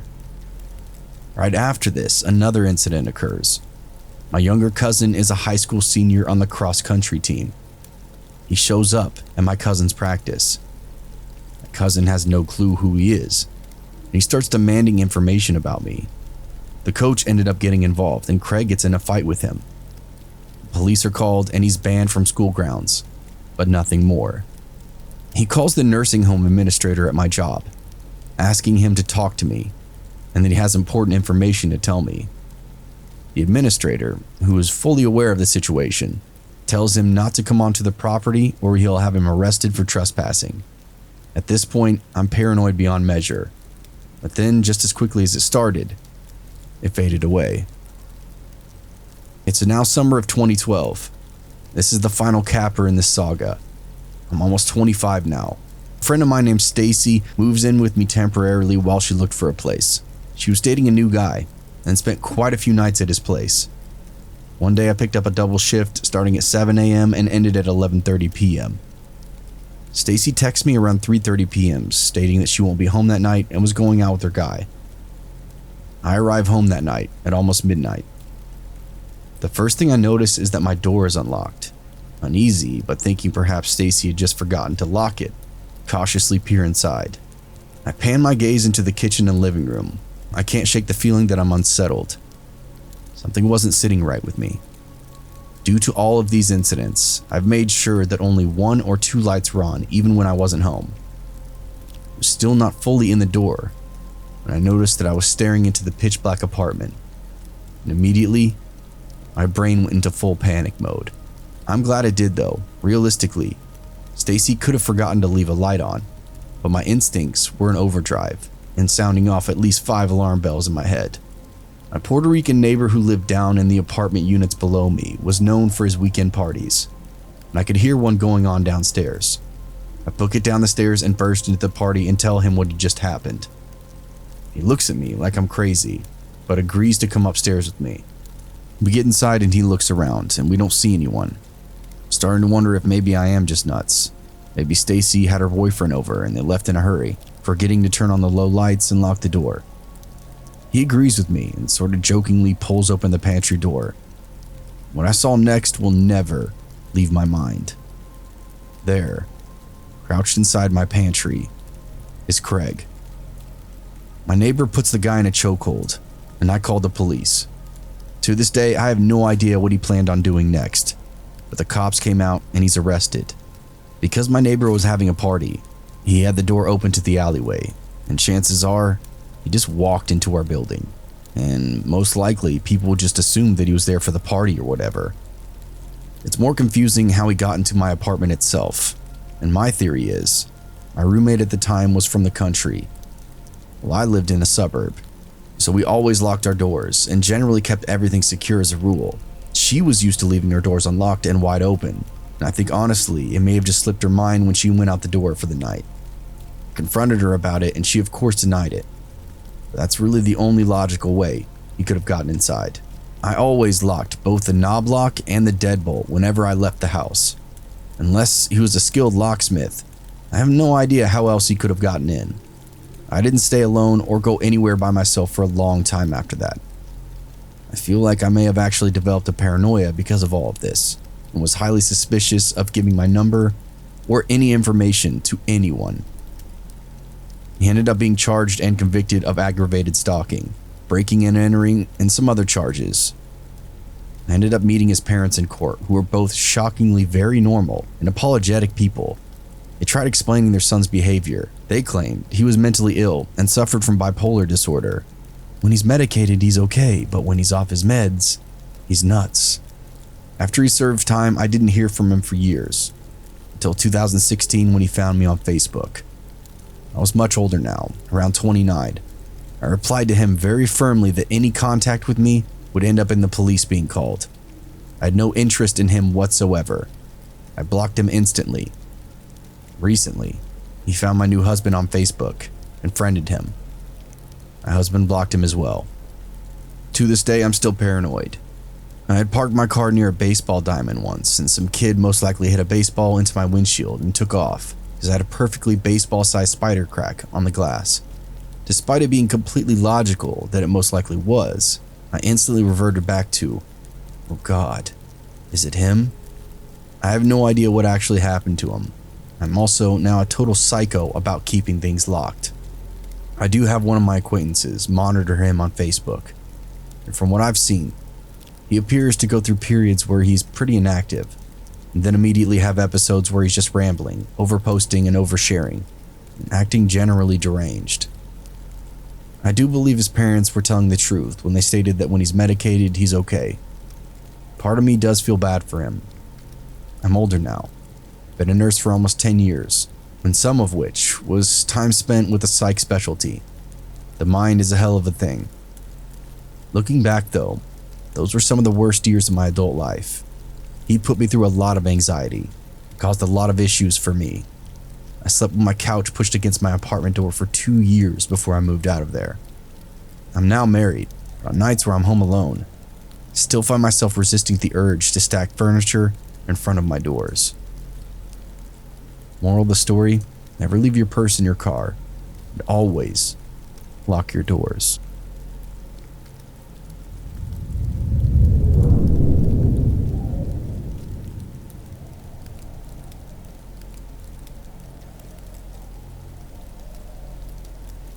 When I was much younger and far less concerned with consequences, I was introduced to a guy through a mutual friend that was well connected. It took me forever to figure out how this guy could stock a veritable roving pharmacy inside his vehicle, but at the time, I wasn't so much concerned with the how, just the when. Like, hey man, when can I purchase an irresponsible amount of prescription medications from you? As I got to know him more, I learned more about my purveyor of happy pills, and he thoroughly threw off a very bad vibe. I would do my very best to avoid the post-deal hangout. Eventually my dealer, and I'll henceforth refer to him as D, started making attempts to insulate himself into my group of friends more and more. He would call me constantly, text me like an abandoned Tinder date, and harass me to hang out. We would casually drink beer in the backyard of my house, and he'd happen to be in the neighborhood. Just like he'd accidentally take a load off and decide to stick around.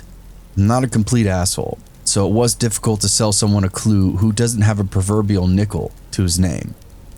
I specifically remember a night when each of us were recounting macho stories of tussles and scraps that we'd all been in, and D decided it was his turn to contribute. It went something like, "Oh, that's nothing, man. One time I shot a man in the face with a sawed-off shotgun and beat the rap on a self-defense technicality." We all sort of just went slack-jawed at the moment and nodded our heads, mumbling uncomfortably. "Wow, pretty cool." At that point, we all just assumed he was a one-upper and would say whatever to reinforce the tough guy persona he He was so desperate to have us believe. I should have realized then that maybe D wasn't exactly an asset to the societal fabric. But, didn't want to hurt the guy's feelings. Plus, drugs. A few weeks later into that summer, some of the boys and I decided to tie one on and head downtown to the clubs. Now I know for a fact that I hadn't committed the sin of imparting knowledge to our physical location to D, but somehow he materialized by my side as I was ordering up a drink. Even in my own greatly impaired state, I could tell D was a knee-walking, gutter-sucking blackout. It took me all of 30 seconds of surveying his slack expression, coupled with those glassy black eyes doing that 1,000-yard stare, to surmise that D was not going to be a fun man to be around this night. My hypothesis soon proved to be all too accurate, and it began pushing random people on the dance floor, accosting women in front of their respective boyfriends and husbands, all while fiddling around in his pockets for something. Starting to get why D wasn't a pillar of social proficiency. Eventually he was ejected from the club, and as a mission of pure mercy, I went outside to make sure he at least found a cab home. And that's when I discovered what D was looking for in his pocket that whole night. As I walked outside, I could see several bouncers surrounding him. He was brandishing a fucking 6-inch serrated fold-out knife. I still have no idea to this day what possessed me to step in and corral him.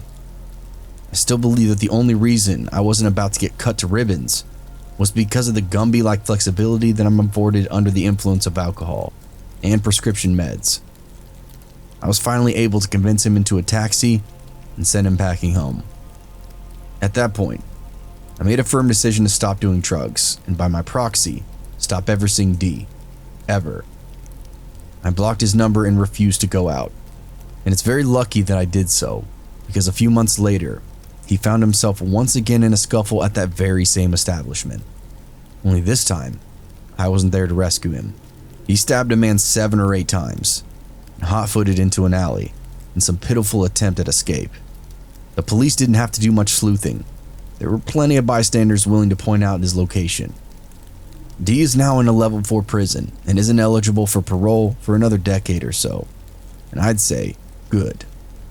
D, let's not fucking meet again.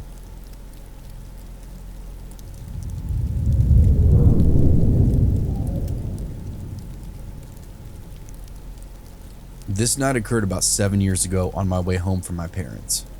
I was 22, young and naive and just dumb. I moved into my first apartment, the first of my family to move away from our sleepy old train town that I grew up in. So I went home every Sunday to visit with the family, but mostly to do laundry and eat Sunday dinner. I live about 45 to 60 minutes up the highway, so I generally headed home by 6. On this night in particular, there was a summer's thunderstorm that had been pouring down rain relentlessly all day long. My cousins dropped in just as I was packing up to leave after dinner, so I ended up sticking around for a few more hours just to visit. I left my mom's around 10 p.m. in the pouring rain, and this was the first time after moving from home that I encountered something that truly scared me. I don't know why I never told anybody about this. I think it had to do with my pride. Everyone always gives me trouble about living alone as a single female, in a newish area anyway. So here it goes. I left my parents around 10 p.m. in the pouring rain. Side note, I hate driving in the rain. So I'm driving down the service road that leads out of town and eventually turns into the on-ramp to the highway. As you're leaving town, the service road turned into a 1-lane right in front of this quarry train loading station thing. I'm not really clear on what that place is, but it always gave me the creeps. If you're unfortunate enough to pass through there when a train is crossing the road, you'll be stuck there for a while. Once the road passes the tracks, it turns back into 2 lanes and goes up a steep hill. As I'm approaching the quarry, I can make out an orange light on a red cab 18-wheeler sitting in the quarry parking lot. Mind you, it's pouring rain. Visibility is low, so I can't make out the trucker until I'm pretty close to him. As soon as I can make out that it was a trucker, it pulls onto the road. I had to slam on my brakes to avoid hitting the trailer on the back of the truck. I skid around the road until I regained control of my car. So now, I'm stuck behind this dummy that just pulled out without paying any attention. I keep my distance behind him because I'm a little flustered. For the record, My headlights were on, so if he'd been paying attention, he should have been able to see me. Honestly, with the heavy rain and low visibility, who knows? So I'm behind this guy as we cross the tracks and begin to climb up that steep hill. Despite it turning into 2 lanes on the hill, he's driving right up the middle of the 2 lanes. I figured he didn't realize he was in 2 lanes, so I just putter along behind him, keeping my distance. As soon as he finally reached the peak of the hill and the road began to level out, he moves over to the right lane. Yes, finally. So I move over and begin to pass him. As soon as I get past the front of the truck, he swerves behind me quite abruptly and begins flashing his high beams at me. Usually, when someone flashes their lights behind you, or in our area anyway, it means to turn your lights on. But mine were already on. I checked as soon as he started flashing me again. Weirded out, I put my blinker on and safely changed lanes to get out of his way. He follows my lane change and begins laying on his horn. He honked 3 or 4 times at me, and it startled me, and I began to get a lot more flustered. The hell did this guy want? I moved out of his way. My headlights are on. So why didn't I just speed up and zip away, you might be asking? Well, I grew up in this area, and it had been raining heavily all day, and I know that that service road floods a little, especially in the heavy rain, both on the shoulders and in the random spots in the middle of the road. It's a small Midwestern town. Our roads are shitty. I had already skidded and nearly wrecked once. I wasn't about to floor it on this bumpy service road that floods and risk wrecking again. There's nothing between that quarry and the highway, only about 4 or 5 miles of wooded area. If I wrecked, it would have just been him and me. So this went on for the next 4 to 5 miles to the highway. He began tailgating me in addition to the high beams and honking. Once the tailgating began, I was in tears. I still don't know what this guy wants from me. I'm trying to stay out of his way and get home safely. That's all I wanted. I changed lanes 2 more times, making it 3 total now. He continued to follow me from lane to lane. As we approached the highway, I floored it. He couldn't accelerate quickly enough to keep up, and I lost him, thankfully. As soon as I realized I'd lost him, and I'm safe on the highway, I just lose it. It was a hysterical wreck. There's only one exit after getting on the highway to stop in the small town that runs through it. After that, it's all woods for a good 30 minutes. Just thought about getting off of that exit just to calm down and pull it together. But I wanted to go home, so I sped right past it. I should have stopped. Once the city was no longer visible in my rearview mirror, I was much more calm. I managed to scramble my cell phone out of my purse and put it in my lap just in case. The rain led up to a drizzle the further I went, but I was still pretty on edge. There weren't many other cars on the highway, and the majority of them were just truckers.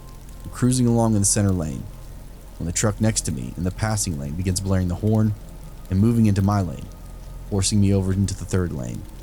He continued moving over, nearly forcing me off the highway.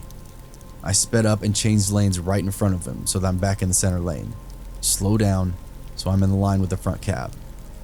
I double-click the home button on my phone and roll down my window. I start taking pictures of the cabbie. I think the flashes made him realize what I was doing, and he began slowing down until he was behind me again. Got a lot of pictures. I sped up and lost sight of him. I was satisfied that I managed to get a few pictures, but I was just so angry at this point. I pull over onto the shoulder of the highway and just wait for him. I wanted to get behind him so I could get a picture of the license plate and report this asshole. Sadly, he was on to me, for sure. I noticed headlights behind me. It was a long way back, but behind me nonetheless, on the shoulder of the highway. I waited, keeping an eye on the trucks passing me just to be sure I didn't miss him.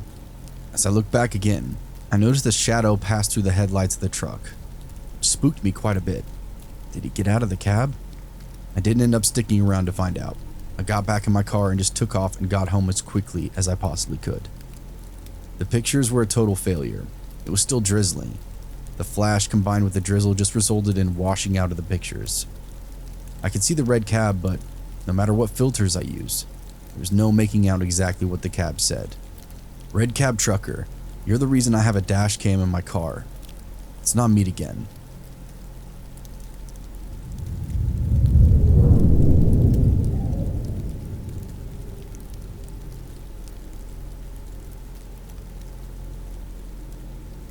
This is one of the most unsettling experiences I've ever had, and I had to share it with you. So I got a babysitting gig over the summer for one of my professor's sister's kid. I go over there to babysit one night, and this is a pretty big house, like a decent size. Not like mansion level huge, but pretty big nonetheless, with 2 stories and this fancy pool. They were pretty well off people, I guess you could say. So anyways, the mom leaves the kid with me. He's 9. We hang out for a while, maybe an hour and a half or so. He shows me his fancy toys in the living room, and he's like, wait, I have to show you the trains. So I follow him. He brings me downstairs to their basement, where there's this huge train set down there. It's at least the size of 2 dining room tables, with a train station, multiple tracks, a river, trees, mountains, and even this little town. It was actually pretty cool. So I'm like, whoa, dude. Watching him mess around with it and stuff. Then the train station starts making this loud beeping sound. The kid rushes to shut it off and goes, gotta be quiet, because my dad is sleeping. I'm like, oh, okay. He explains that his dad works at nights and sleeps during the day. So I'm like, I guess that explains why he needs a babysitter. Anyway, a few more hours go by. Most of it spent in front of the TV Roku thing. And eventually his mom comes home. She pays me and asks how it went. Jokingly, I tell her that he could get a little rowdy, but he was okay. Everything went well. She tells me she hopes it wasn't too much trouble. Then I reply somewhat joking that it's no big deal. And since we had to be quiet anyway, since there was no rowdiness or something like that, she kind of blank stares at me for a moment, then asked, what do you mean? So I explained, oh, you know, with your husband asleep and all, we didn't want to be too loud. She just blank stares at me still. I start to feel a little awkward, wondering what I said wrong until she replies, my husband, I'm not married. I just pause and look at the kid who's sitting on the other side of the room messing around again with his toys. I shake it off because I'm tired and just want to take my money and leave, so I laugh awkwardly. Oh, okay, I think maybe I just misunderstood something he said. She laughs too. Well, it would be nice to have another set of hands around here, but for now, it's just me. In my head, I'm like, what? Just me? Hello, I don't know, I'm freaking out a little bit. And obviously I don't want to freak her out, so I just laugh awkwardly again and like, haha, yeah, I get that. And I leave not long after that. So yeah, we part ways and I speed away. Been thinking about it ever since. Is that not the creepiest shit ever?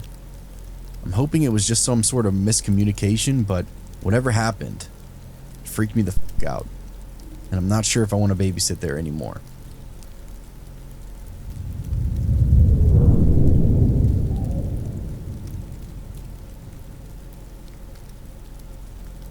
I'm back with another Utah Basin middle of nowhere story.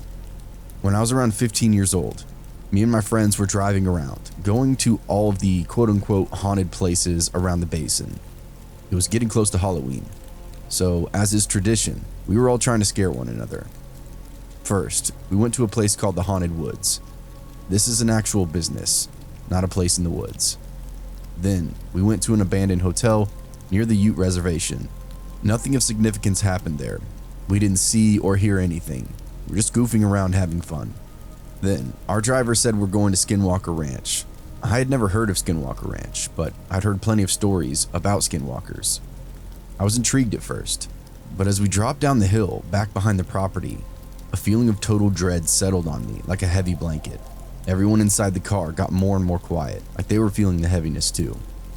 I don't think we should go here, I spoke softly. Oh, we're going, the driver announced. There's no moon tonight, and no flashlights allowed, he continued. I'll just stay in the truck then. I have a really bad feeling, and I don't want to go, I spoke again. You aren't staying in my truck alone. Now get out, he said rudely. I got out of the truck and looked over at my best friend. Her face was white, and her eyes were wide and round. I knew she felt the same way that I did. We shouldn't be here. The driver of the truck said that this was the back end of the huge ranch.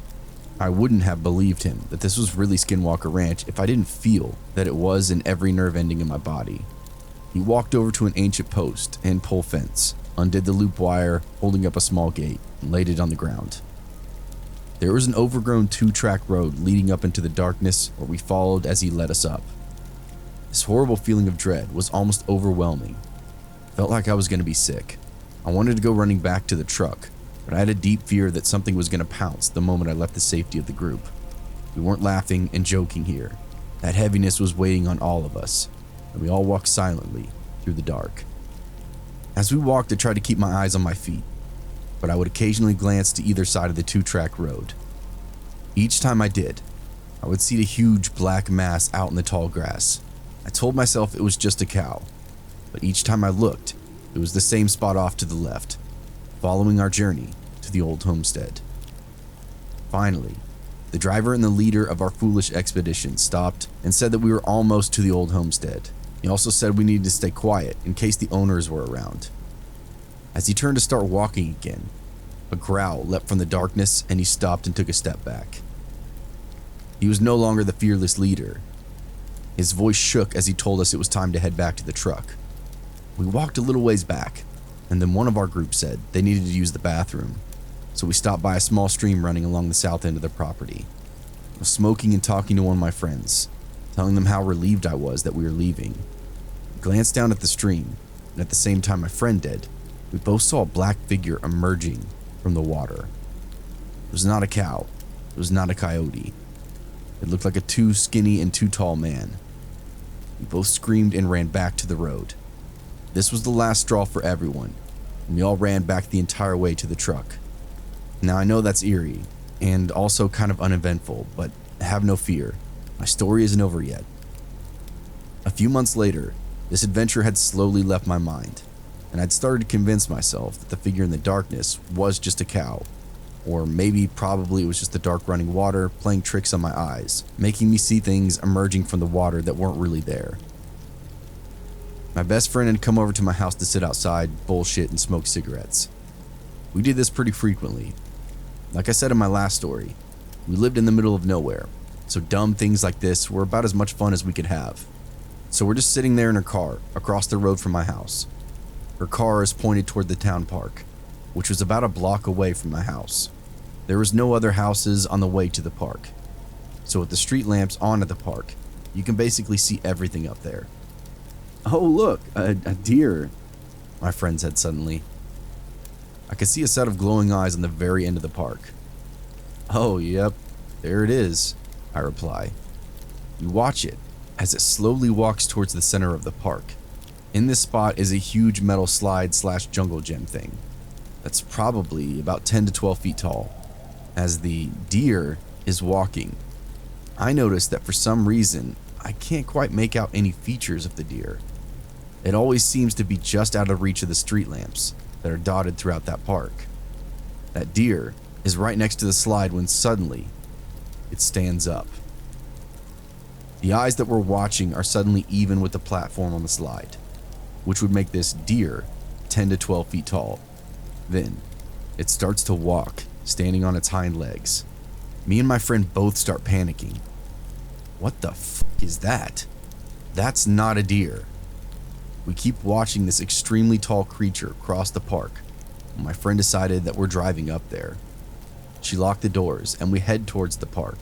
When we were almost there, the eyes had crossed the street and went into the neighborhood across from the park. And by the time we finally got there, whatever it was, had now vanished. After a few months went by, the event had definitely rattled us. There was no convincing ourselves that it was a deer. Deer do not walk on their hind legs, and they are not 10 feet tall. One night, I'm at that same friend's house, and that friend lives smack dab in the middle of a huge farmland. All around her were pastures. It was very peaceful most of the time. We had spent that night watching movies and just hanging out. I went out and started my car, and we were smoking together on her porch before I was about to leave. We were just chatting, and suddenly, her eyes leave my face and look behind me, and her eyes grew wide. I turn around to see two glowing red eyes just past the fence into her neighbor's pasture. What the f*** is that?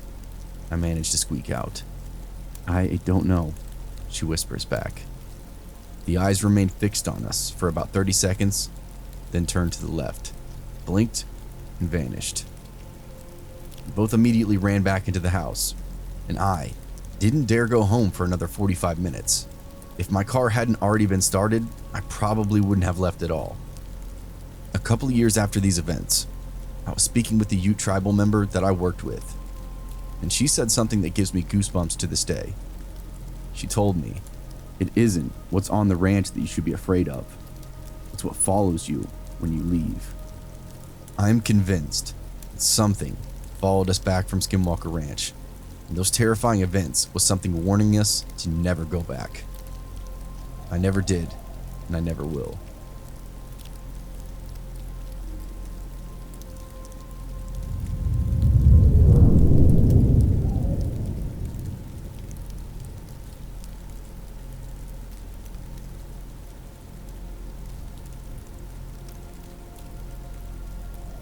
When I was 13 to 14 years old, me and my friends would sneak out and go hang out with our boyfriends out in the middle of nowhere. We lived basically in the middle of nowhere, so going to random back roads was pretty much our only option for having fun. We would go to this place the locals called the tunnel. It was just a dirt road with tall trees and overgrown willows on both sides. It was very secluded, so we would go there to drink beer, smoke weed, and just make out with our boyfriends. They would always tell us spooky stories of a large black dog that would chase their car every single time they went down there at night. They said one time that they went there during the day and saw the dog dead and mangled on the side of the road. The next time they were back at night, the dog was alive and well, and chasing after their car again. I knew they were just telling us these stories to scare us, and I wasn't sure if I really believed them or not, since I had come down to this place with a few of them a few times, and I've never seen that black dog. One night, around 1 or 2 in the morning, we were sitting in our friend's car in the tunnel. We'd all been drinking and smoking weed.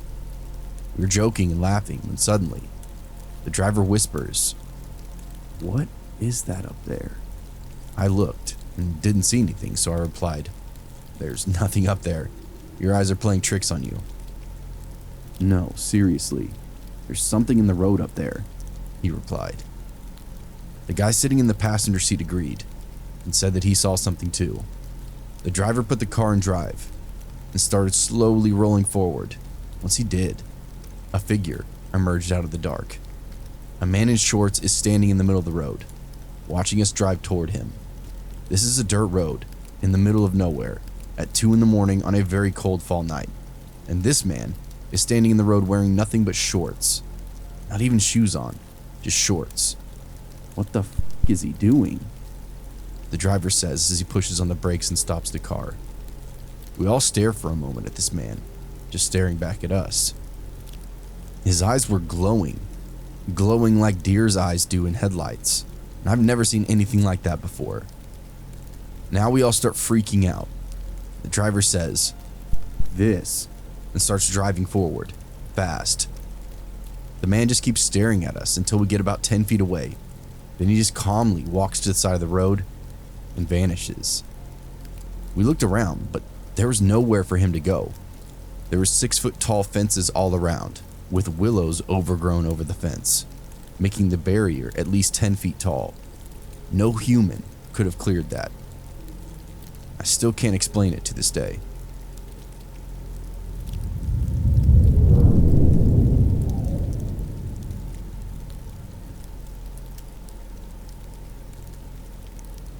This happened when I was around 9 years old. I'm 25 now, and it's something I'll never forget.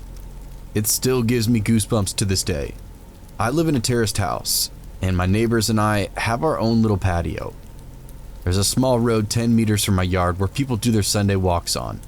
Only a small fence separates my small yard and a patio from that road. I live in a pretty crowded area with several of these terraced houses spread around in my neighborhood. So seeing people walking on that road is pretty normal for me. Seeing random people standing on my patio is not. When I was 9, I usually got home from school about an hour before my mom got home from work. I lived maybe 50 meters away from my school, so my mom figured I was mature enough to be home alone. It was only an hour or so before she got home. So this one day, I got home from school. I did the usual thing, which was to make sure that I locked the front door and double check that the back door leading to the patio was also locked. Then I rushed up to my room upstairs to play as much PlayStation as possible before my mom came home and would make me do my homework. While playing, I heard this noise coming from outside my window. It was kind of like the sound of a cat, but my cat had been missing for over 3 months. A hope sparked within me, and I thought, oh my god, did he finally come back? I ran downstairs to check if it actually was my cat. The sight that met me gives me goosebumps again just writing this. There's a guy standing on my patio, a very tall man with black hair covering half of his eyes, making him look like a male version of the Ring Woman or something. I could hear him making this high-pitched sound, almost like a cat meowing.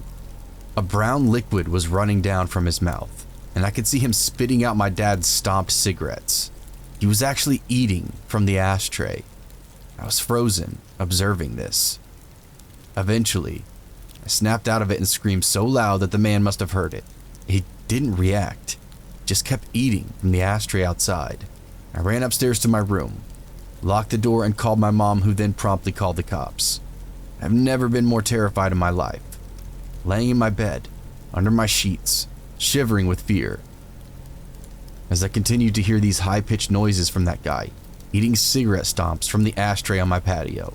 Kind of blacked out for a moment, because the next thing I remember is the police arriving on the road by my yard. I hear them talking to the guy, saying stuff like, "Sir, what are you doing? Get over here or we will come down and arrest you," and so on. The man did not respond, but the high-pitched sounds was more frequent and got louder and louder. I then decided to look through the window, feeling safe that the cops were there now. I could see 2 police officers standing by my fence, one man and a woman. I no longer saw the creepy man, however, because he was standing directly 1 story under me and out of my field of view. The police jumped the fence, and I remember hearing that creepy man screaming louder than I'd ever heard anything before. He charged at the female officer with full force, and he knocked her out cold. The male officer then immediately tased the guy, leaving him shaking on the ground, still screaming. The policeman struggled to keep him on the ground while putting handcuffs on him, but eventually he did. After a little while, he managed to wake up the female police officer, who seemed to be badly hurt. Called for backup and an ambulance, and then he sees me standing in the window above him. The expression on my face must have been something else, because he just looked at me and said, "I sure hope you didn't see all that." Then I started to cry. By this time, neighbors started to arrive, wondering what the hell was going on. One of my neighbors, an elderly woman, made me come down. She took care of me until my mom came back home. The police then took the creepy guy with them in their car and left. But they promised they'd come back and talk to us about what had all happened. This is where my story takes an unexpected turn. The male police officer came back later that night and sat down with me and my mom to talk. He explained that the guy on my patio was actually diagnosed with severe autism. He had escaped from a facility where mentally challenged people lived. It was located around 5 kilometers where we lived. He explained that that guy had actually been living in my house 5 years ago, but then he'd been forced to move when his mom and his only caretaker died. Poor guy probably thought he was going to find his mom in my house. He missed the routines, and he missed living there with his mom. The police had to move him from the house that time 5 years ago because he was extremely strong, and this was the reason he reacted the way he did when the police came that day. Still frightened, I told the police officer that they needed to make sure that this would never happen again, and he promised me that it wouldn't. After a few sleepless nights, my life kind of went back to normal, and the years went by and that man didn't come back. That was until 1 year ago. At this time, my mom and dad had moved out. I bought that house from them, and I'm still living there today. I was enjoying my morning coffee on the patio when I see this random guy stopping on the road by my fence. He just stood there, staring at me. I look at him and give him a nod, and then I hear it. Those same high-pitched noises. Holy shit. It's him. His hair had turned gray, but the high-pitched sounds made me realize who it was. My heart started racing, and I instantly remember the reason why he was back. I realized that he must have managed to escape again, but because I kept my cool a bit longer than when I was 9, I started to realize how sorry I actually felt for the guy. 16 years later, and he was back to look for his mom. I decided to carefully ask him if he wanted to come down to the patio. He instantly jumped the fence. I started to think maybe he would knock me out like he did to that one police officer. He didn't. He just smiled. He looked at me and smiled. I offered for him to sit down, and he didn't respond. I offered for him to come inside, and he just started laughing. So we ended up going inside. His face lit up, pure joy. He was home. It reminded him of the life he had with his mother. It actually almost made me tear up. And all of a sudden, he sat down on my couch, turned on my TV, and switched directly to the cartoons. I sat and observed him for a while. He was just completely focused on them. I wanted him to just enjoy the moment, so I didn't say anything. I realized I had to call that facility and let them know what was going on. The caretakers arrived 10 minutes later. After a lot of convincing, he got back up, crying, and went back to the facility. His name is Tom, and I now consider Tom my friend. Every Sunday from the day he returned, Tom and his caretakers visit me to watch cartoons. They tell me it's the highlight of his week. It makes my heart warm. Now, for several years, my thoughts were, let's not meet guy on my patio eating from the ashtray. Now my thoughts are, let's meet every Sunday to watch cartoons with my friend, Tom.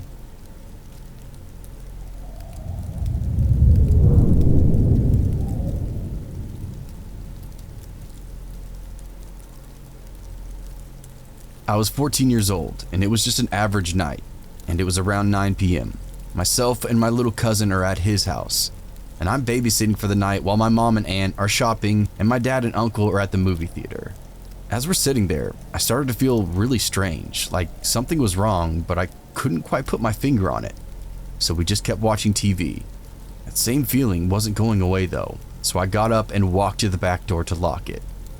And when I came back through the kitchen, I saw what was causing my weird feeling. In the window, there's this very decrepit and homeless looking man, just staring at us. Protective mode turned on immediately, and I pretended like I didn't see that guy, and told my little cousin that we needed to go upstairs, because our parents would be home soon, and they wouldn't want him staying up so late. We went upstairs and I put him to bed, knowing damn well that there was a man outside, and I think that he wanted in. I was about 125 pounds and 5'8" at the time, and I played football for my school. If I remember correctly, I went downstairs and straight into the kitchen and grabbed one of those meat tenderizing hammers. Turned back to the window, only he now wasn't there.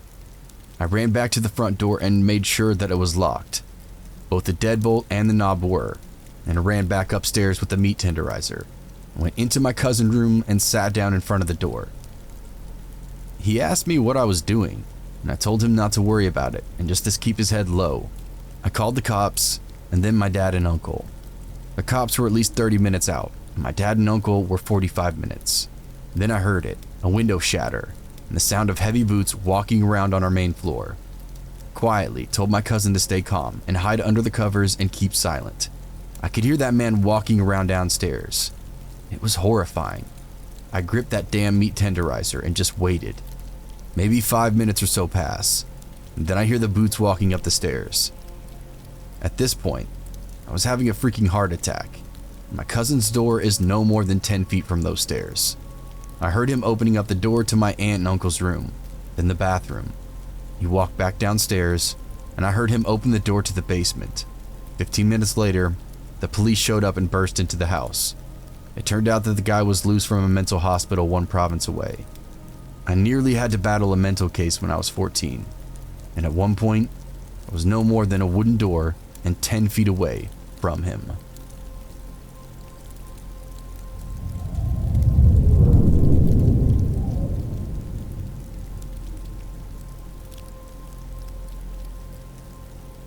My parents started leaving me and my sisters home alone when I was around 13 or 14. Of course, the rule was to not let anyone we didn't know into the house. One night, there was a knock at the door. I went to the door and tried to look out, but I couldn't see anything. We couldn't pretend that we weren't there because the lights and the TV were both on. I opened the front door a crack, thinking that the person would be behind the screen door, but that wasn't the case. There was a man in his late 20s or early 30s just standing in our doorway. I shut the door quickly and told him to get behind the screen door. He obliged, and I cracked the door. Yes, I wasn't very smart, and latched the screen door. He told me a story about his vehicle breaking down the road and needed to use a phone. I said that I couldn't see his car, and he indicated that it was further down the road. Then I asked him why he walked past 2 houses right next door and then walked to the one with no car in the driveway. And I could see that he was becoming agitated. Here's a general recollection of that conversation. Look, are you gonna let me use the phone or not? No, my dad is sleeping and I can't let you go into his room to use the phone. Okay, just bring the phone here and I'll use it then. I'm not letting you in the house. Just bring the phone to the door. It won't reach. Please leave. Okay. I shut the door and lock it. And while my sister and I are talking about how scary that was, the side door handle begins to jiggle. That same man knocked and says, Hey, will it reach this door? At this point, I tell him to go to the neighbor's house and use their phone. And he starts to yell, I bet your dad's not even home. Let me in. I want to talk to him. I told him, fine, I'll go get him. Then I went to my dad's room, got his shotgun, came out and racked it and said, here, meet my dad. The same man started cursing and calling me names, but he did leave. At least that's what I thought. He actually had gone around to another door and tried that one. Our dog, who was outside at the time, began barking at him. He proceeded to do something that made my dog yelp and cry out. I screamed out that I was calling the police and he finally left. I felt really stupid for the entire interaction. I don't know if he was just a guy who needed a phone, but that whole experience was very creepy, and I was obviously ill-prepared for dealing with it at such a young age.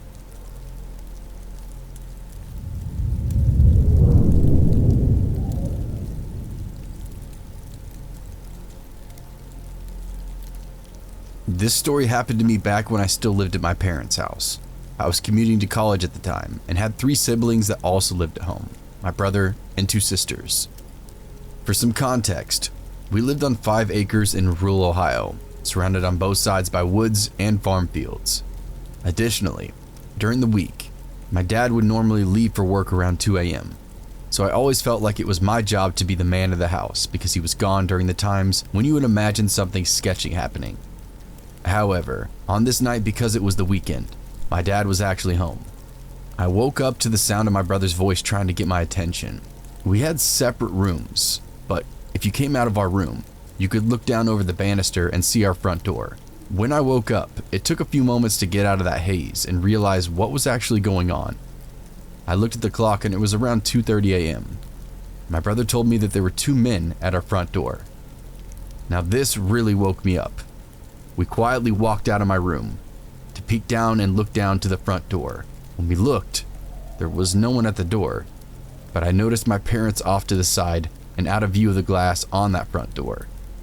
I whispered down to my dad, and he told me that there were 2 guys who had been talking to one another and knocking at the door. Hearing my dad say this freaked me out even more.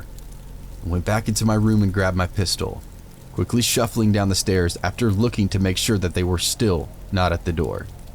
If they had been, they would have easily seen me coming down the stairs, as it's in direct view. My brother is right behind me as we head over to where my parents are, whispering to my parents to find out what was going on.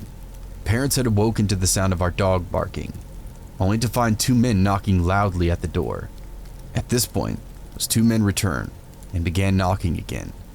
Despite the fact that no one had came to the door the first time, or that our dog was still actively barking at them, and also the fact that they were there at this time in the night, so late, and in a location where houses are spread out hundreds of yards away from each other. And again, knocking with the dog barking. It just made the situation even more terrifying.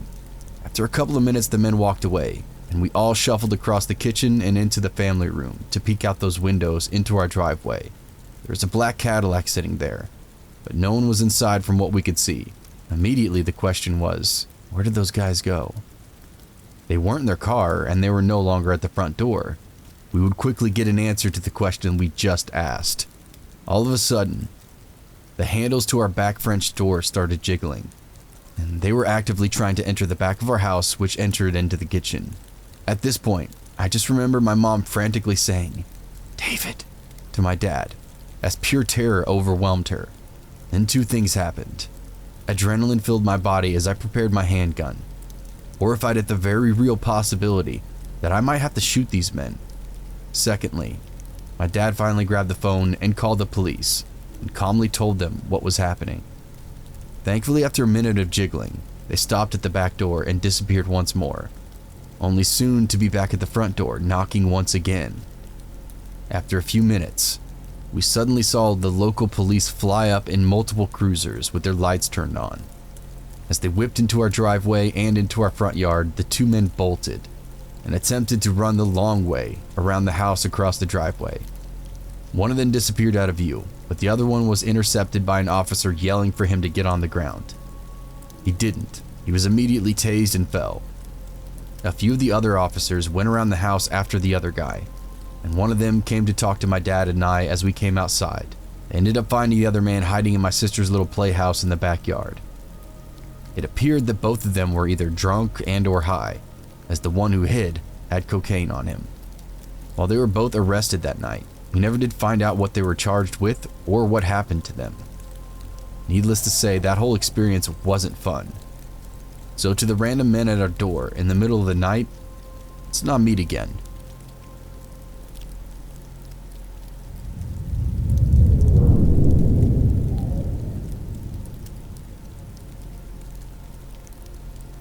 The first house I moved into out of high school while going to college was a very old small house in a town that dated back to the Civil War. I lived there with 3 other guys since rent was really high, but we made it work.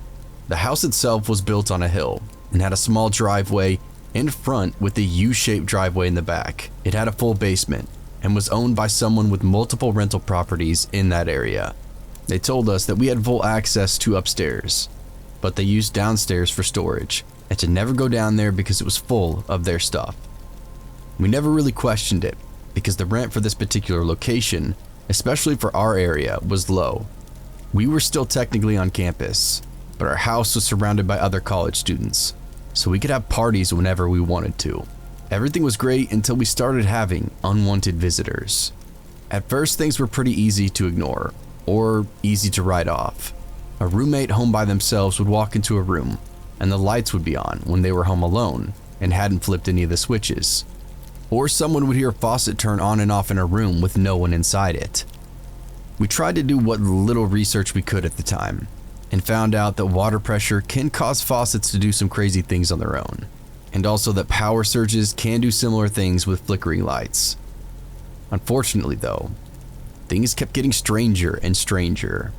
At one point, one of my roommates who was home alone got out of the shower and looked into the mirror to start shaving. He noticed someone else stepped out of the shower behind him and left the room. He searched the entire house but couldn't find anyone else inside. Later on, a different roommate had several items go missing out of his room, including his keys and pocket knife. He later found them in our microwave. Again, no one was home at the time. Me personally, I got home on a day when nobody else was at the house for a couple of hours in between classes. There was a folding chair on the front porch next to the door, and I had an armload of books. I set the books down on the chair, unlocked and pushed open the front door.